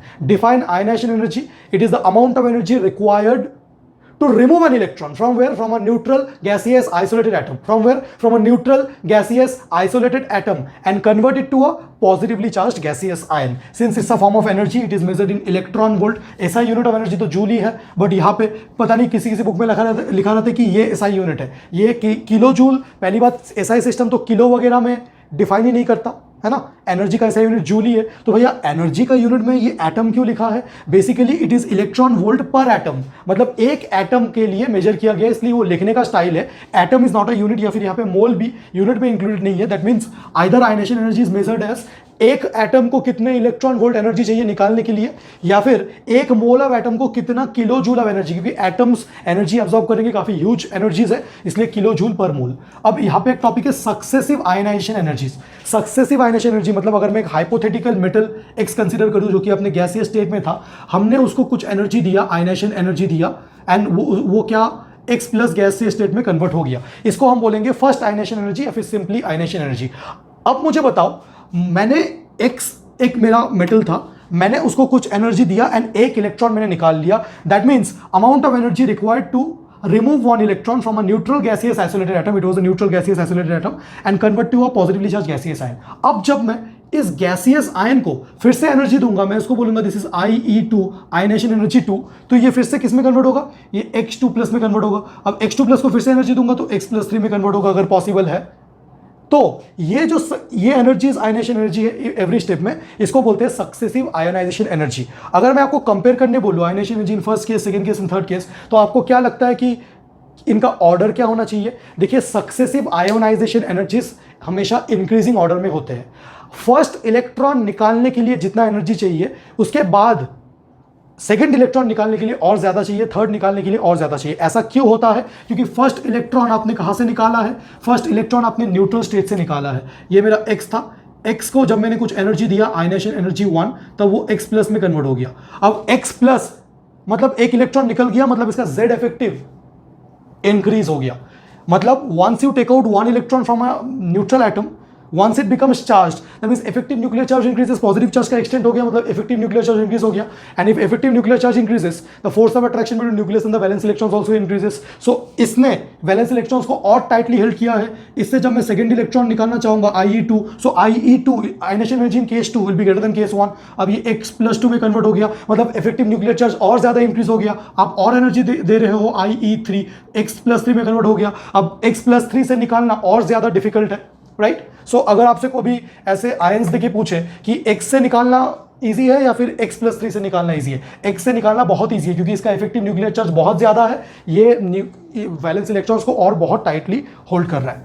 तो अगर मुझसे कोई पूछे कि successive ionisation energy, what is the definition? It is the ionization energy required to remove an electron, remove the first, second, third electron from successive gaseous ions, right. So अगर मैं बोलूँ इसमें फर्स्ट आयनेशन एनर्जी मतलब जो monovalent ion से निकालने के लिए है, second ionisation energy divalent ion से, मतलब x प्लस से, x2 से, x3 से, x4 से and so on. So ionisation energy का ऑर्डर कितना है? IE1 less than IE2 less than IE3। जितना ज्यादा सक्सेसिव आयनेशन एनर्जी होगा उतना इंक्रीजिंग होगा। आईसीएसई में ज्यादा पूछेगा नहीं, बट मैंने बस थोड़ा सा बता दिया। अब कौन से फैक्टर्स के ऊपर आयनेशन एनर्जी डिपेंड करते हैं? Again atomic size and nuclear charge. मैं यहाँ पे एक्सप्लेन नहीं कर पा रहा हूँ कैसे डिपेंड करेंगे, क्योंकि जब हम ट्रेंड्स देखेंगे तब तो वैसे ही समझ में आ जाएगा। सो ट्रेंड्स मैंने आपको पहले ही याद करा दिया है कि across the period ionisation energy increases, down the group decreases, across the period electron affinity increases, down the group decreases, across the period electronegativity increases, down the group decreases. So आप मुझे बताओ हम देखना चाहते हैं what happens to ionisation energy across the period. हम किसके basis में एक्सप्लेन करेंगे, एटॉमिक साइज या न्यूक्लियर चार्ज? हम हमेशा एटॉमिक साइज के बेसिस में एक्सप्लेन करेंगे, क्योंकि atomic size is the dominant factor over nuclear charge. If across the period what happens to atomic radius or atomic size? As we move across the period, atomic size or atomic radius decreases. If the atomic size or atomic radius decreases, then the distance between the nucleus and the valence electrons decreases. देखिए nucleus तो यही है, अगर atomic size decrease कर रहा है तो valence electrons nucleus के और पास आ रहा है, distance between the nucleus and the valence electrons decreases, that means force of attraction between the nucleus and the valence electrons increases. अगर न्यूक्लियस एंड वैलेंस इलेक्ट्रॉन्स के बीच का फोर्स ऑफ अट्रैक्शन इंक्रीज हो रहा है, that means electrons are tightly held और loosely held. आप बहुत इजीली बता सकते हो कि electrons are tightly held, electrons are tightly held. अगर इलेक्ट्रॉन्स बहुत टाइटली हेल्ड है तो बहुत ज्यादा एनर्जी चाहिए होगा उनको रिमूव करने के लिए, या फिर बहुत कम एनर्जी? आपका अंधा भी देख के बता देगा कि greater energy is required, greater energy is required to remove electron, and उसके लिए मेरा ionisation energy increases, ionisation energy increases. Down the group, as we move down the group, what happens? Atomic radius should increase, atomic radius should increase. If atomic radius increases, distance between the nucleus and the valence electrons increases. That means force of attraction between the nucleus and the valence electrons decreases. If force of attraction between the nucleus and the valence electrons decreases, force of attraction between the nucleus and the valence electrons decreases, then electrons are loosely held, and if electrons are loosely held, that means less energy is required to remove electrons. Less energy is required. देखिए बाकी flow तो same ही है, बस last का concluding factor change हो रहा है। Less energy is required to remove electron, that means my ionisation energy decreases. So if atomic radius decreases, force of attraction between the nucleus and the valence electrons increases, which means electrons are tightly held. That means greater force is required to remove the electrons, ionization energy increases. अगर आप nuclear charge के effect से थोड़ा सा देखना चाहें कि nuclear charge अगर मेरा इंक्रीज करेगा तब force of attraction between the nucleus and the valence electrons will increase, and if force of attraction between the nucleus and the valence electrons will increase, then electrons are tightly held. That means greater energy is required to remove electrons, and if greater energy is required to remove electrons, that means ionization energy increases. So nuclear charge increase करने से भी ionization energy increase है. So trends जब हम समझा रहे हैं तब तो हम purely on the basis of atomic radius ही समझाएंगे, but आपको अभी ICSE अगर कभी पूछे कि मैंने nuclear charge increase कर दिया, अब बताओ ionization energy का क्या होगा, तो ionization energy भी increase करेगा. So I hope आपको समझ में आया होगा ionization energy. हम इसके बाद इलेक्ट्रॉन एफिनिटी स्टार्ट करने वाले. So let's get started with electron affinity. It is defined as the amount of energy released. देखिए आयोनाइजेशन एनर्जी से क्या डिफरेंस है. Ionisation energy is the amount of energy required. Ionisation energy में कोई भी एक एटम है, उस एटम को आपको पॉजिटिवली चार्ज गैसियस आयन में कन्वर्ट करना है, मतलब उससे इलेक्ट्रॉन आपको निकालना है तो आपको इलेक्ट्रॉन को एनर्जी देना पड़ेगा. It was the amount of energy required, whereas ionisation energy is the amount of energy released. In ionization energy, you were converting it to a positively charged gaseous ion. That means electron was removed. Here you will convert it to a negatively charged gaseous ion. That is the reason electron will be added to a neutral gaseous isolated atom. I'll tell you the difference between. पहले ionization energy को define कर देते हैं. आपको कैसे सोचना है definition? Ionization energy मतलब मुझे positively charged gaseous ion form करना है. अगर मुझे positively charged gaseous ion form करना है, मुझे इलेक्ट्रॉन निकालना पड़ेगा, मतलब एनर्जी देना पड़ेगा. So it is the amount of energy released while ionization energy is the amount of energy required to remove an electron from a neutral gaseous isolated atom and convert it to a positively charged gaseous ion. Whereas electron affinity is the amount of energy released while adding an electron. वो था removing an electron, ये था adding an electron to a neutral gaseous isolated atom and convert it to a negatively charged gaseous ion. अगर आपके पास कोई atom X है, neutral gaseous isolated, आपको इसमें इलेक्ट्रॉन ऐड करना है एंड X माइनस फॉर्म करना है. इसके लिए क्या होगा, एनर्जी रिलीज होगा. इलेक्ट्रॉन को निकालने के लिए जैसे एनर्जी रिक्वायर्ड होता है, अगर इलेक्ट्रॉन ऐड हो रहा है तो एनर्जी रिलीज होता है, right.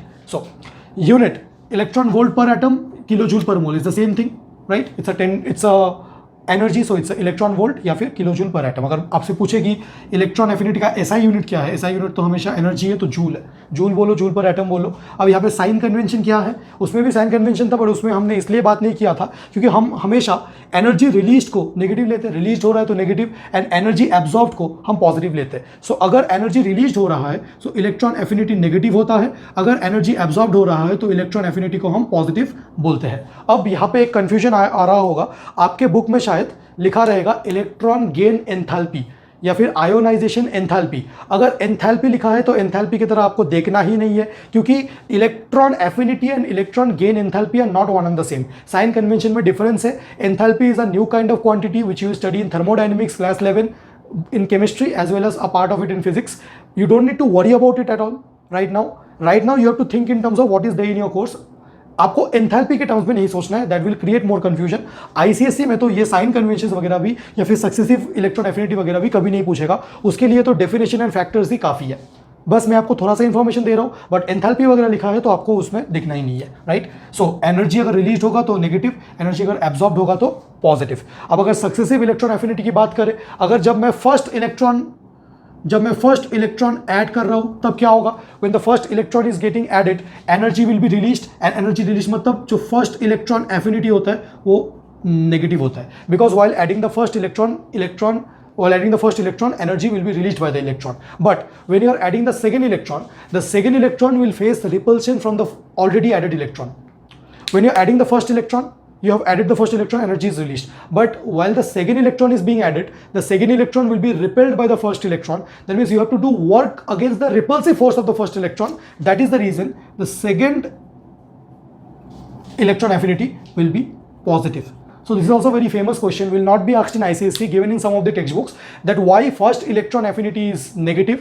First electron affinity is negative because while adding the first electron, the electron will release energy to get added into the neutral gaseous isolated atom. But from the second electron onwards, the electrons that are being added will face significant repulsion from the electrons that are already added, and that is the reason we as an external agent have to do work. We have to supply energy. Instead of energy getting released, we have to supply energy to overcome this repulsive force. That is the reason electron affinity will be positive henceforth. Now factors affecting electron affinity, it will be atomic size and effective nuclear charge. आप मुझे बताइए कौन सा dominant है? Atomic size is more dominant than effective nuclear charge. Directly trends पे आ जाते हैं क्योंकि ये वैसे ही एक्सप्लेन हो जाएंगे। इफेक्टिव न्यूक्लियर चार्ज में एक्सप्लेन कर देता हूं कि अगर इफेक्टिव न्यूक्लियर चार्ज इंक्रीज होता है, that means force of attraction between the nucleus and the valence electrons increases, and if force of attraction between the nucleus and the valence electrons, nucleus is more affectionate towards the valence electrons बोल सकते हैं। Affinity की बात हो रही है, electron gain करने का टेंडेंसी की बात हो रही है। अगर न्यूक्लियस इलेक्ट्रॉन्स को ग्रेटर फोर्स से पुल कर रहा है, इसका मतलब इलेक्ट्रॉन एफिनिटी इंक्रीज हो रहा है। Quite self explanatory, nucleus is pulling the electrons with a greater force, that means nucleus has a affinity towards electron, that means nucleus has an affection towards electrons. Trends across the period, as we move across the period, बोल के मैं थक चुका हूं। Atomic radius decreases. If atomic radius decreases, then the force of attraction between the nucleus and the valence electrons increases. आप बहुत mature हो गए होंगे।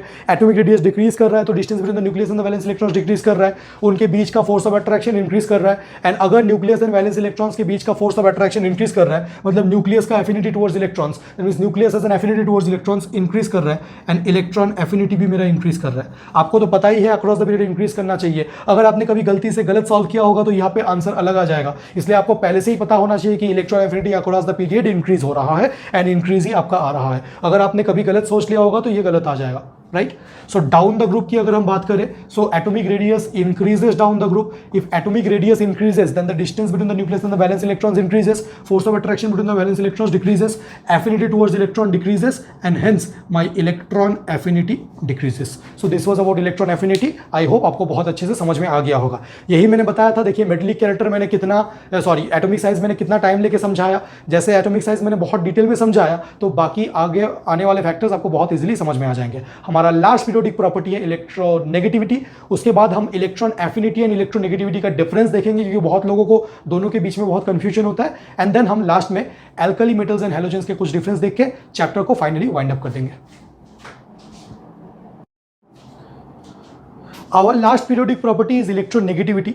कुछ लोग इलेक्ट्रॉन एफिनिटी एंड इलेक्ट्रोनेगेटिविटी में कंफ्यूज हो जाते हैं, लगता है कि उनको ये तो सेम चीज़ है, बस घुमा फिरा के बोल रहा है, बट दोनों बिल्कुल ही अलग है। क्योंकि electron affinity is an energy, it's a physical quantity, it has a value, whereas electronegativity is just an abstract, it is just a tendency। लोगों को समझ में नहीं आता, मतलब क्या है टेंडेंसी, मतलब तो फिर क्या है? अगर वो बोले तो फिर ये भी बोलना चाहिए क्या? देखिए मैं आपको और अच्छा डिफरेंस बताता हूँ। इलेक्ट्रॉन एफिनिटी का मतलब एक न्यूट्रल गैसियस आइसोलेटेड एटम का प्रॉपर्टी है, वो एक एटम का प्रॉपर्टी है, whereas this is the property of an atom in a molecule। मतलब कोवेलेंट बॉन्ड फॉर्म होना चाहिए तब ये प्रॉपर्टी एप्लीकेबल है। ये आयनिक बॉन्ड्स के लिए एप्लीकेबल नहीं है कि इलेक्ट्रोनेगेटिविटी का डिफरेंस मैं देख रहा हूं। तो मैं जो आपको कहना चाह रहा हूं कि एक मॉलिक्यूल में एटम का प्रॉपर्टी है, एंड वो भी शेयर्ड पेयर ऑफ इलेक्ट्रॉन को टुवर्ड्स इटसेल्फ पुल करने का प्रॉपर्टी है. Whereas that is a property of a neutral gaseous isolated atom to accept a electron completely. This is just attracting that also shared pair of electron. कोई वैसा वैसा electron नहीं. Electronegativity का मतलब bonding में जो शेयर्ड पेयर ऑफ इलेक्ट्रॉन है उसको खुद की तरफ पुल करना है.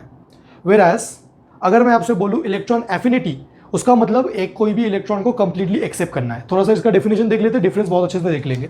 So it is a property of an atom in a molecule, whereas those two things, those were properties of a neutral gaseous isolated atom, property of an atom in a molecule to attract the shared pair of electron towards itself. So it's an abstract or tendency, does not have an absolute value. जैसे कि electron affinity, it has an absolute value कि electron affinity of chlorine is -349 something kilojoule per mole. Arbitrary values बोल रहा हूँ, but this is an abstract. That means this is just like beauty. जैसे कि कुछ लोग पूछते हैं कि on a scale of 1 to 10 how handsome am I, tell me. कुछ लोग ऐसे पूछते हैं on a scale of 1 to 10 what is my aptitude in maths, तो कुछ बोल रहे 9, 9.5. So it's just like a scale, जैसे कि हम डेली लाइफ में बोलते हैं. इलेक्ट्रोनेगेटिविटी के लिए डिफरेंट साइंटिस्ट ने अपना अलग अलग स्केल दिया है, जैसे Mulliken scale, Pauling scale. So it is just a scale, it's a relative value, it's not an absolute value, doesn't have any absolute value और डजंट हैव एनी यूनिट. जैसे उसका यूनिट है electron volt, kilo joule, joule इसका कोई unit नहीं है because it's an abstract. कौन से फैक्टर्स के ऊपर डिपेंड करता है? Again atomic size and again effective nuclear charge, and atomic size is quite predominant compared to effective nuclear charge. अगर हम ट्रेंड्स की बात करें, so across the period and down the group, हमें पता है अक्रॉस द पीरियड इंक्रीज होना चाहिए, down the group decrease. Check कर लेते हैं. Across the period atomic radius decreases, atomic radius decreases due to which force of attraction between the nucleus and the valence electrons increases. अगर nucleus and the valence electrons के बीच का force of attraction increase हो जाएगा, so मतलब tendency to attract the shared pair of electron भी increase हो जाएगा. इसका मतलब मेरा electron affinity भी increase हो जाएगा. देखिए मैंने कितना easily बोल दिया है, क्योंकि हमने बहुत सारा ऐसा सेम चीज़ ही देखा है. So down the group atomic radius increases, force of attraction between the nucleus and the valence electrons decreases, tendency to attract the shared pair decreases, and hence my electron affinity also decreases. Electron affinity also decreases. अगर मैं आपको एक example दूँ कि एक कोई भी substance A है that is bonded to a substance B. So जब इन्होंने कोवेलेंट बॉन्ड फॉर्म किया था, जब इनकी शादी हुई थी, तो इन्होंने प्रॉमिस किया था कि देखो मैं एक इलेक्ट्रॉन कंट्रीब्यूट करता हूँ, तुम एक इलेक्ट्रॉन कंट्रीब्यूट करते हो, मेरा जितना डिस्टेंस है इलेक्ट्रॉन्स के साथ, सपोज मैं 2 सेंटीमीटर दूर हूँ इलेक्ट्रॉन से, तो तुम भी 2 सेंटीमीटर दूर इलेक्ट्रॉन से दूर रहोगे, एंड हम दोनों ये इलेक्ट्रॉन को शेयर करेंगे. Before marriage it was a promise that both of them will contribute equally and then share both the electrons. A can share both the electrons, B can share both the electrons, right? Now what happened? After marriage, one of them started dominating over the other. अगर मैं बोलूँ इस case में, जैसे कि A bonded to B, अगर कोई बोले इसमें कि इलेक्ट्रोनेगेटिविटी, अगर कोई बोले कि electronegativity of B is greater then A, इसका मतलब इन दोनों के बीच का जो शेयर्ड पेयर ऑफ इलेक्ट्रॉन है, B ज्यादा अपने तरफ खींच रहा है, B is dominating over A. दोनों ने प्रॉमिस किया था कि वो दोनों इक्वली शेयर करेंगे. बी बोल रहा है इस इलेक्ट्रॉन के ऊपर, मैं अपना इलेक्ट्रॉन तो मेरे पास ही रख रहा हूँ एंड तेरा भी मैं अपने तरफ खींच रहा हूँ. ए से ए का इलेक्ट्रॉन जितने डिस्टेंस में है बी से उतना ही डिस्टेंस में होना चाहिए एंड दोनों इक्वली शेयर करना चाहिए. ये प्रॉमिस था, but after marriage it turned out to be that B is very dominating. तो जो शेयर्ड पेयर ऑफ इलेक्ट्रॉन है ना, वो ज्यादा बी के तरफ शिफ्टेड होगा. यही इसका मतलब है. It is a property of an atom. So ये बी का प्रॉपर्टी है, बट बी का प्रॉपर्टी इंडिपेंडेंटली नहीं है. जब बी ए के साथ बॉन्डेड है तब, शादी होने के बाद. तो हम बोलेंगे, दुनिया जब बी को देख के बोलेगी कि यार बी का जो कैरेक्टर है वो काफ़ी नेगेटिव है, क्योंकि उसने वो जो प्रॉमिस वो उसने किया था शादी के पहले वो फुलफिल नहीं कर रहा है. बट बी लोग बोलेंगे उतना भी नेगेटिव नहीं है, क्योंकि ऐसा तो नहीं है कि ए को छोड़ के चला गया, ऐसा तो नहीं है कि कंप्लीटली ले लिया है, पार्शियली इसको अपने तरफ खींचा है. अंदर ही अंदर उनके शादी में बहुत प्रॉब्लम्स चल रहे हैं, तो लोग बोलेंगे कि बी पार्शियली नेगेटिव या डेल्टा नेगेटिव है. वेयरएज ए, देखो ए बेचारा, उसके ऊपर इतना अत्याचार हो रहा है बट वो आज तक बी को छोड़ के नहीं गया है. सो ए पार्शियली पॉजिटिव है, कंप्लीटली पॉजिटिव नहीं है. अगर इतना ही प्रॉब्लम है तो छोड़ के चले जाना चाहिए था, बट ठीक है, चलो शादी एक अच्छा एग्जाम्पल नहीं है इसका. But so electronegativity of A is greater than B. अगर इलेक्ट्रोनेगेटिविटी ए का ज्यादा है, मतलब शादी के बाद A turn out to be very dominating, so shared pair of electron ज्यादा ए की तरफ शिफ्टेड होगा. सो ए को लोग डेल्टा नेगेटिव बोलेंगे, बी को डेल्टा पॉजिटिव बोलेंगे. ऐसा प्रैक्टिकल एग्जांपल में दिखा दो आपको. HCl में electronegativity of chlorine is more than hydrogen. So chlorine attracts the shared pair of electron towards itself. Chlorine is delta negative and H is delta positive. So this is known as electronegativity. अब हम electron affinity and electronegativity का difference देखने वाले हैं. So let us look at the difference between electron affinity and electronegativity. Just like I explained you that electron affinity is the property of a neutral gaseous isolated atom. It's a kind of energy, whereas electronegativity is an abstract, which is, that means it's a property of an atom bonded in a covalent bond. Electron affinity में completely electron accept हो जाएगा by the neutral gaseous isolated atom, and इसमें बस कोई भी एक covalent bond का example ले लो, HCl में ये Cl जो है ये atom है but bonded in a covalent bond, ये बस shared pair of electron को अपनी तरफ ज़्यादा pull करेगा. Electron affinity has absolute values की इलेक्ट्रॉन एफिनिटी ऑफ क्लोरीन इतना एग्जैक्ट वैल्यू होता है, सेकेंड इलेक्ट्रॉन एफिनिटी इतना एग्जैक्ट वैल्यू होता है, whereas electronegativity is just a scale, it means it has relative values, and electron affinity it has a unit, whereas electronegativity does not have any unit. Now there is an important exception in electron affinity and electronegativity, and this exception happens in group 14, 15, 16 and 17. Again आपके book में शायद सिर्फ fluorine and chlorine को लेके लिखा होगा, but ये सब ग्रुप 14, 15, 16 एंड 17 में होता है. क्या होता है इन ग्रुप 14, 15, 16 एंड 17? बहुत अच्छे से सुनिएगा. इन group 14, 15, 16 and 17, as we move down the group, we know as we move down the group, electron affinity and electron negativity both should decrease. That means expected, अगर मैं दोनों का इलेक्ट्रॉन एफिनिटी कंपेयर करूं तो फ्लोरीन का ज्यादा होना चाहिए compare to chlorine. Electron affinity oxygen का ज्यादा होना चाहिए compare to sulphur. Electron affinity nitrogen का ज्यादा होना चाहिए with respect to phosphorus. But in reality it turns out that ये सारे ऑर्डर्स रिवर्स हो जाते हैं. सिर्फ इलेक्ट्रॉन एफिनिटी के लिए इलेक्ट्रॉन नेगेटिविटी कुछ नहीं होता है. तो मतलब अगर मैं एक्चुअल ऑर्डर सबसे पहले हम बात करते हैं इलेक्ट्रोनेगेटिविटी. इलेक्ट्रोनेगेटिविटी तो वैसा ही है, डाउन द ग्रुप डिक्रीज होना चाहिए. सो इलेक्ट्रोनेगेटिविटी फ्लोरीन का ज्यादा है, क्लोरीन का कम है. इलेक्ट्रोनेगेटिविटी ऑक्सीजन का ज्यादा है, सल्फर का कम है. इलेक्ट्रोनेगेटिविटी नाइट्रोजन का ज्यादा है, फॉस्फोरस का कम है. इलेक्ट्रोनेगेटिविटी कार्बन का ज्यादा है, सिलिकॉन का कम है. So there is no exception in electronegativity. Down the group electronegativity should decrease and electronegativity is decreasing. That means there is no exception in electronegativity. But the exception happens in electron affinity. So exception को मुझे ऐसा लिखना चाहिए in group 14, 15, 16 and 17 as we move from period 2 to period 3. ये period 2 and period 3 के लिए valid है.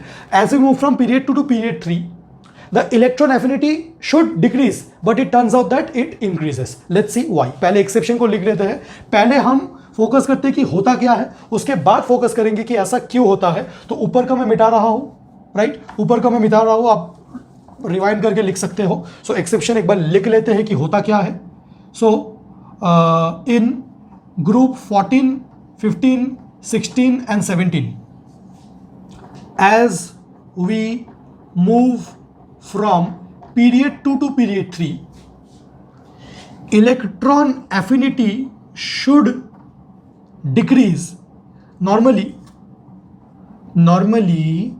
electron affinity should decrease, but in reality electron affinity increases. Why?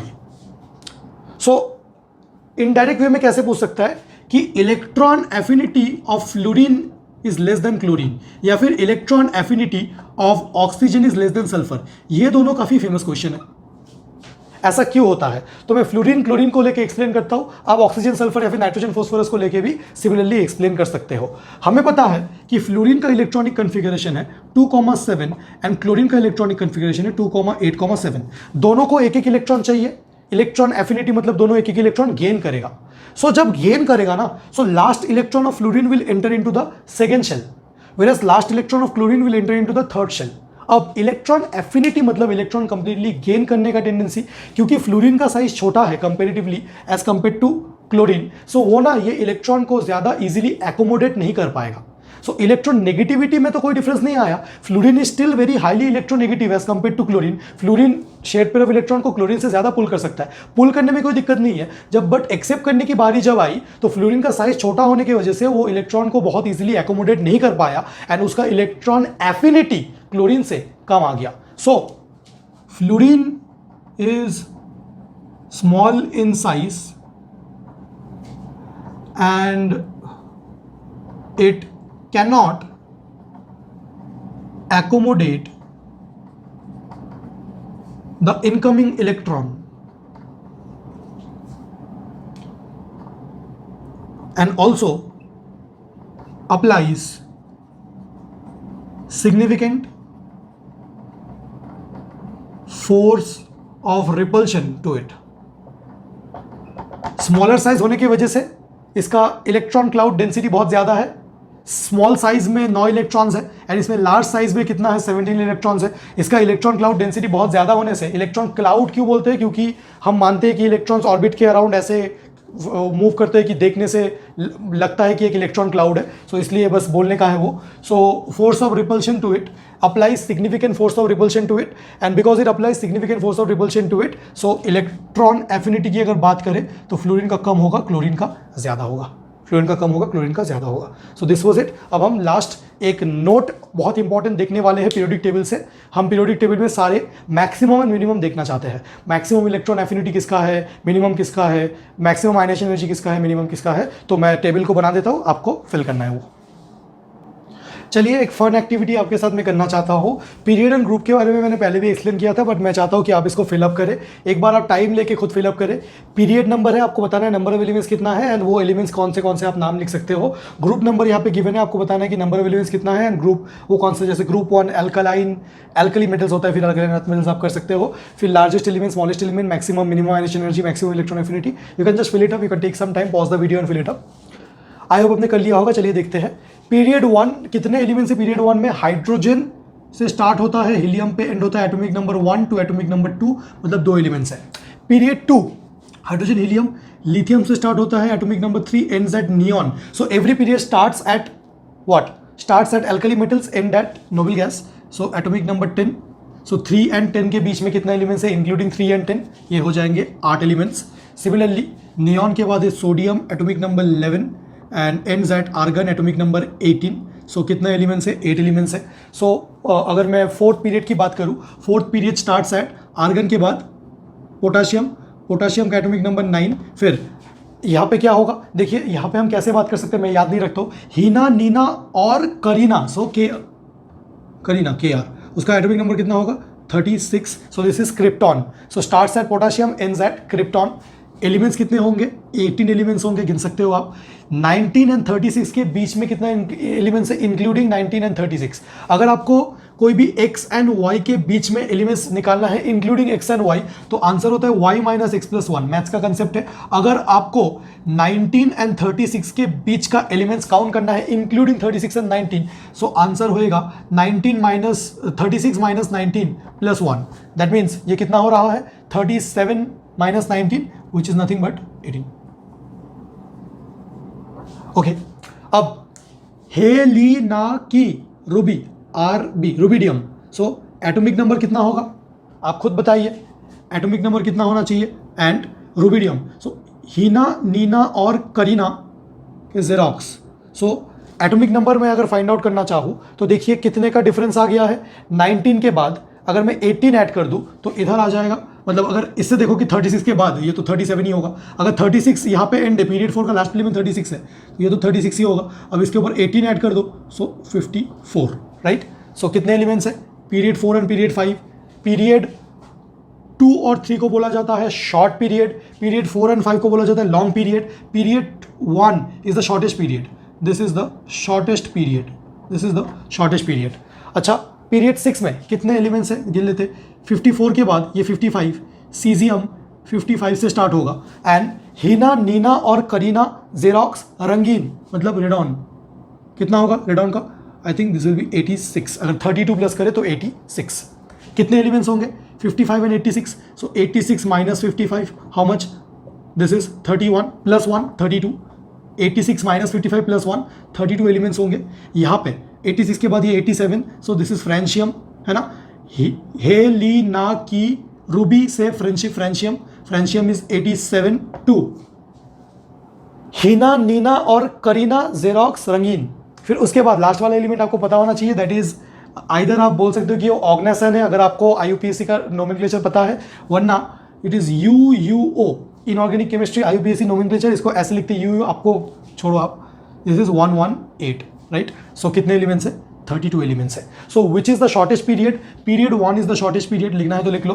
Period 7 and 6 is the longest period. अगर 6 and 7 में से आपको option दिया जाए विच is the longest period, 6, 7 1 and 2 and single correct हो तब 6 देना, because 7 is considered incomplete by most of the books, although IUPAC has completed it. तो आंसर तो 6 and 7 ही होना चाहिए। फोर्सफुली अगर कोई देना चाहता है उसका मतलब वो IUPAC का लेटेस्ट जो 2019 में उन्होंने सर्कुलर निकाला है जहाँ पे उन्होंने कंप्लीट कर दिया है पूरे पीरियोडिक टेबल को, तो वहाँ पे तो कोई कन्फ्यूजन नहीं है। But if someone is not aware of that and question setter अगर किसी भी एग्जाम में कर रहा है, ICSE में तो नहीं करेगा कभी भी, कुछ कॉम्पिटेटिव एग्जाम्स इंस्टीट्यूट वगैरह के जैसे आप 10 से 11 मूव करोगे तो किसी पाथ फाइंडर वगैरह में अगर वो क्वेश्चन पूछ रहा है एंड 6 and 7 में ऑप्शन दे रहा है सिंगल करेक्ट, तो आपको 6 आंसर टिक करके आना है।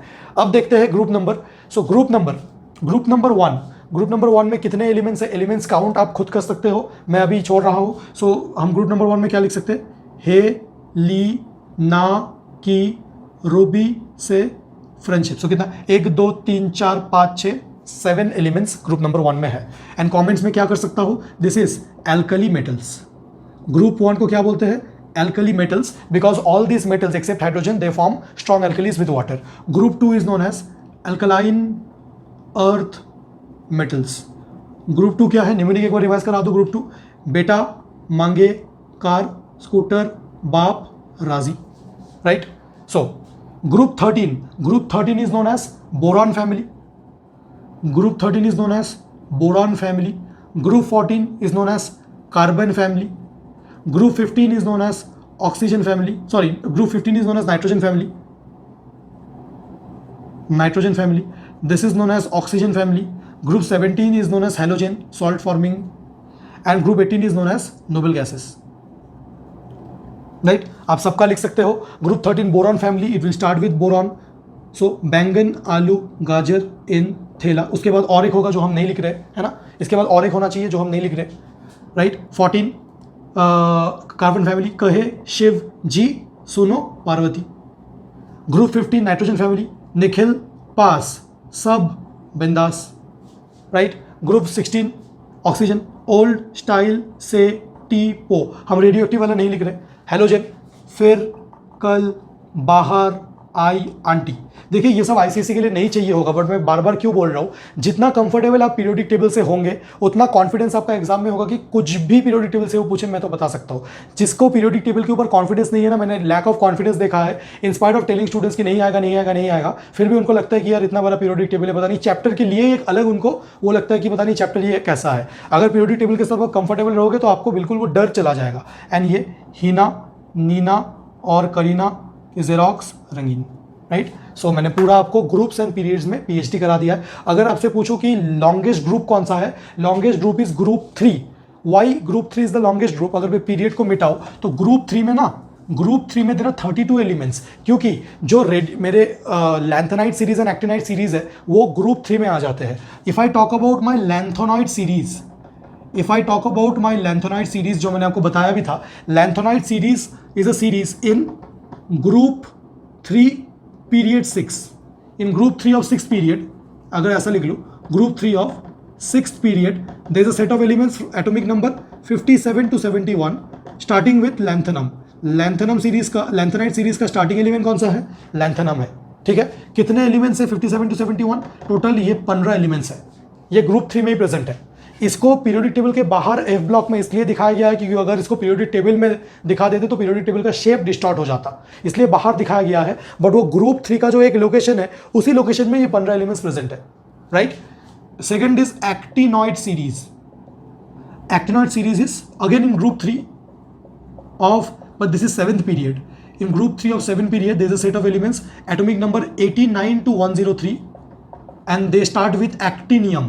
The first element is actinium. So in group 3 the total number of elements are 15 plus 15 and ऊपर एक इधर एक, so there are 32 elements total in group 3 and then group 3 is the longest group. बार बार बोल रहा हूँ, group 3 is the longest group.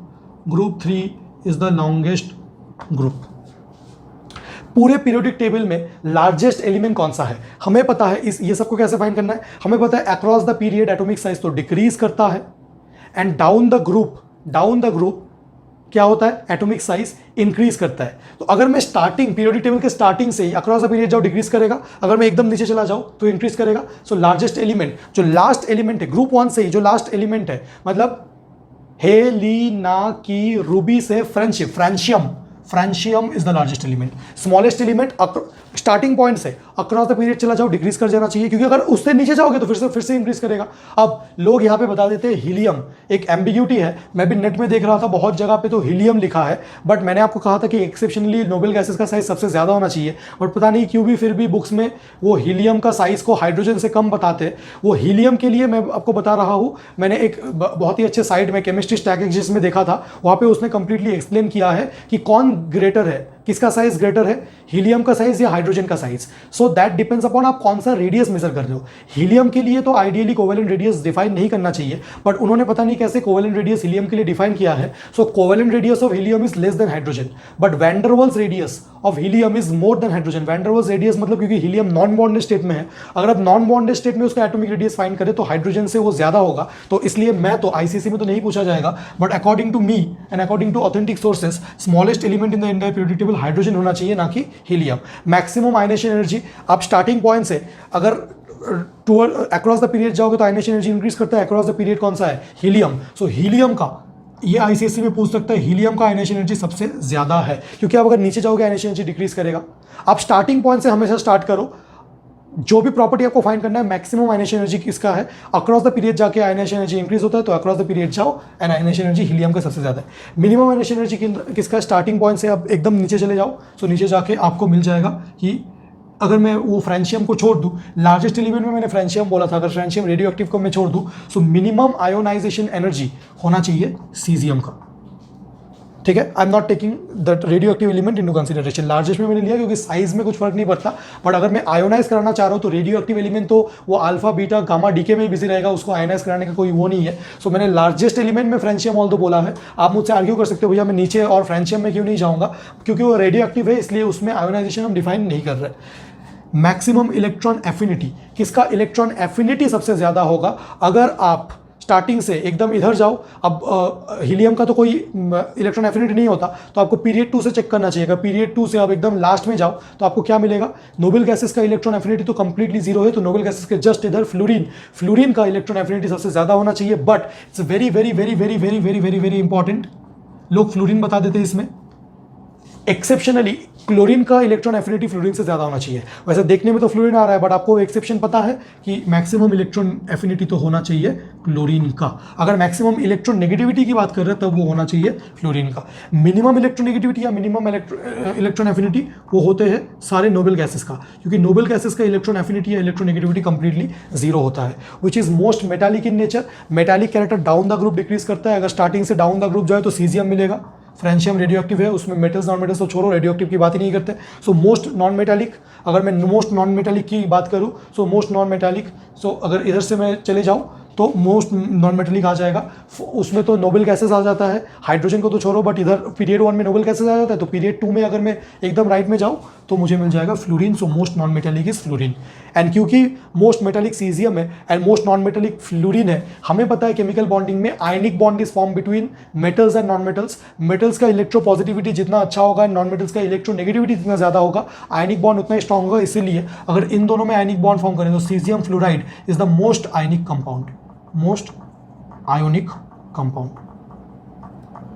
Last topic just है कि difference between alkali metals and halogens. तो आप ये छोटे छोटे थोड़े थोड़े पॉइंट्स है कि एल्कली मेटल्स में वैलेंस इलेक्ट्रॉन्स में कितने वैलेंस इलेक्ट्रॉन्स है, 1 वैलेंस इलेक्ट्रॉन्स, उसमें कितने वैलेंस इलेक्ट्रॉन्स है, उसमें 7 वैलेंस इलेक्ट्रॉन्स है। दोनों का सिमिलैरिटीज भी बोल सकते हो, दोनों का वैलेंसी 1-1 है। एल्कली मेटल्स को जब हम वाटर में डिजॉल्व करते हैं एल्कली फॉर्म करते हैं, जब उनको वाटर में डिजॉल्व करते हैं तो सॉल्ट फॉर्म करते हैं। कुछ पॉइंट्स ऑफ डिफरेंस, ऐसे 8-9 पॉइंट्स ऑफ डिफरेंस आपके बुक में मिलेंगे। एक बार आप उनको टेक्स्ट बुक से गो थ्रू करो तो आपको अच्छा लगेगा। मैं पीरियोडिक टेबल को यहीं पे वाइंड अप करता हूँ। आई होप आपको पसंद आया होगा। अब अगर आपको कोई भी डाउट है तो आप मुझे नीचे कमेंट सेक्शन में बता सकते हो। Till then happy learning, take care, bye.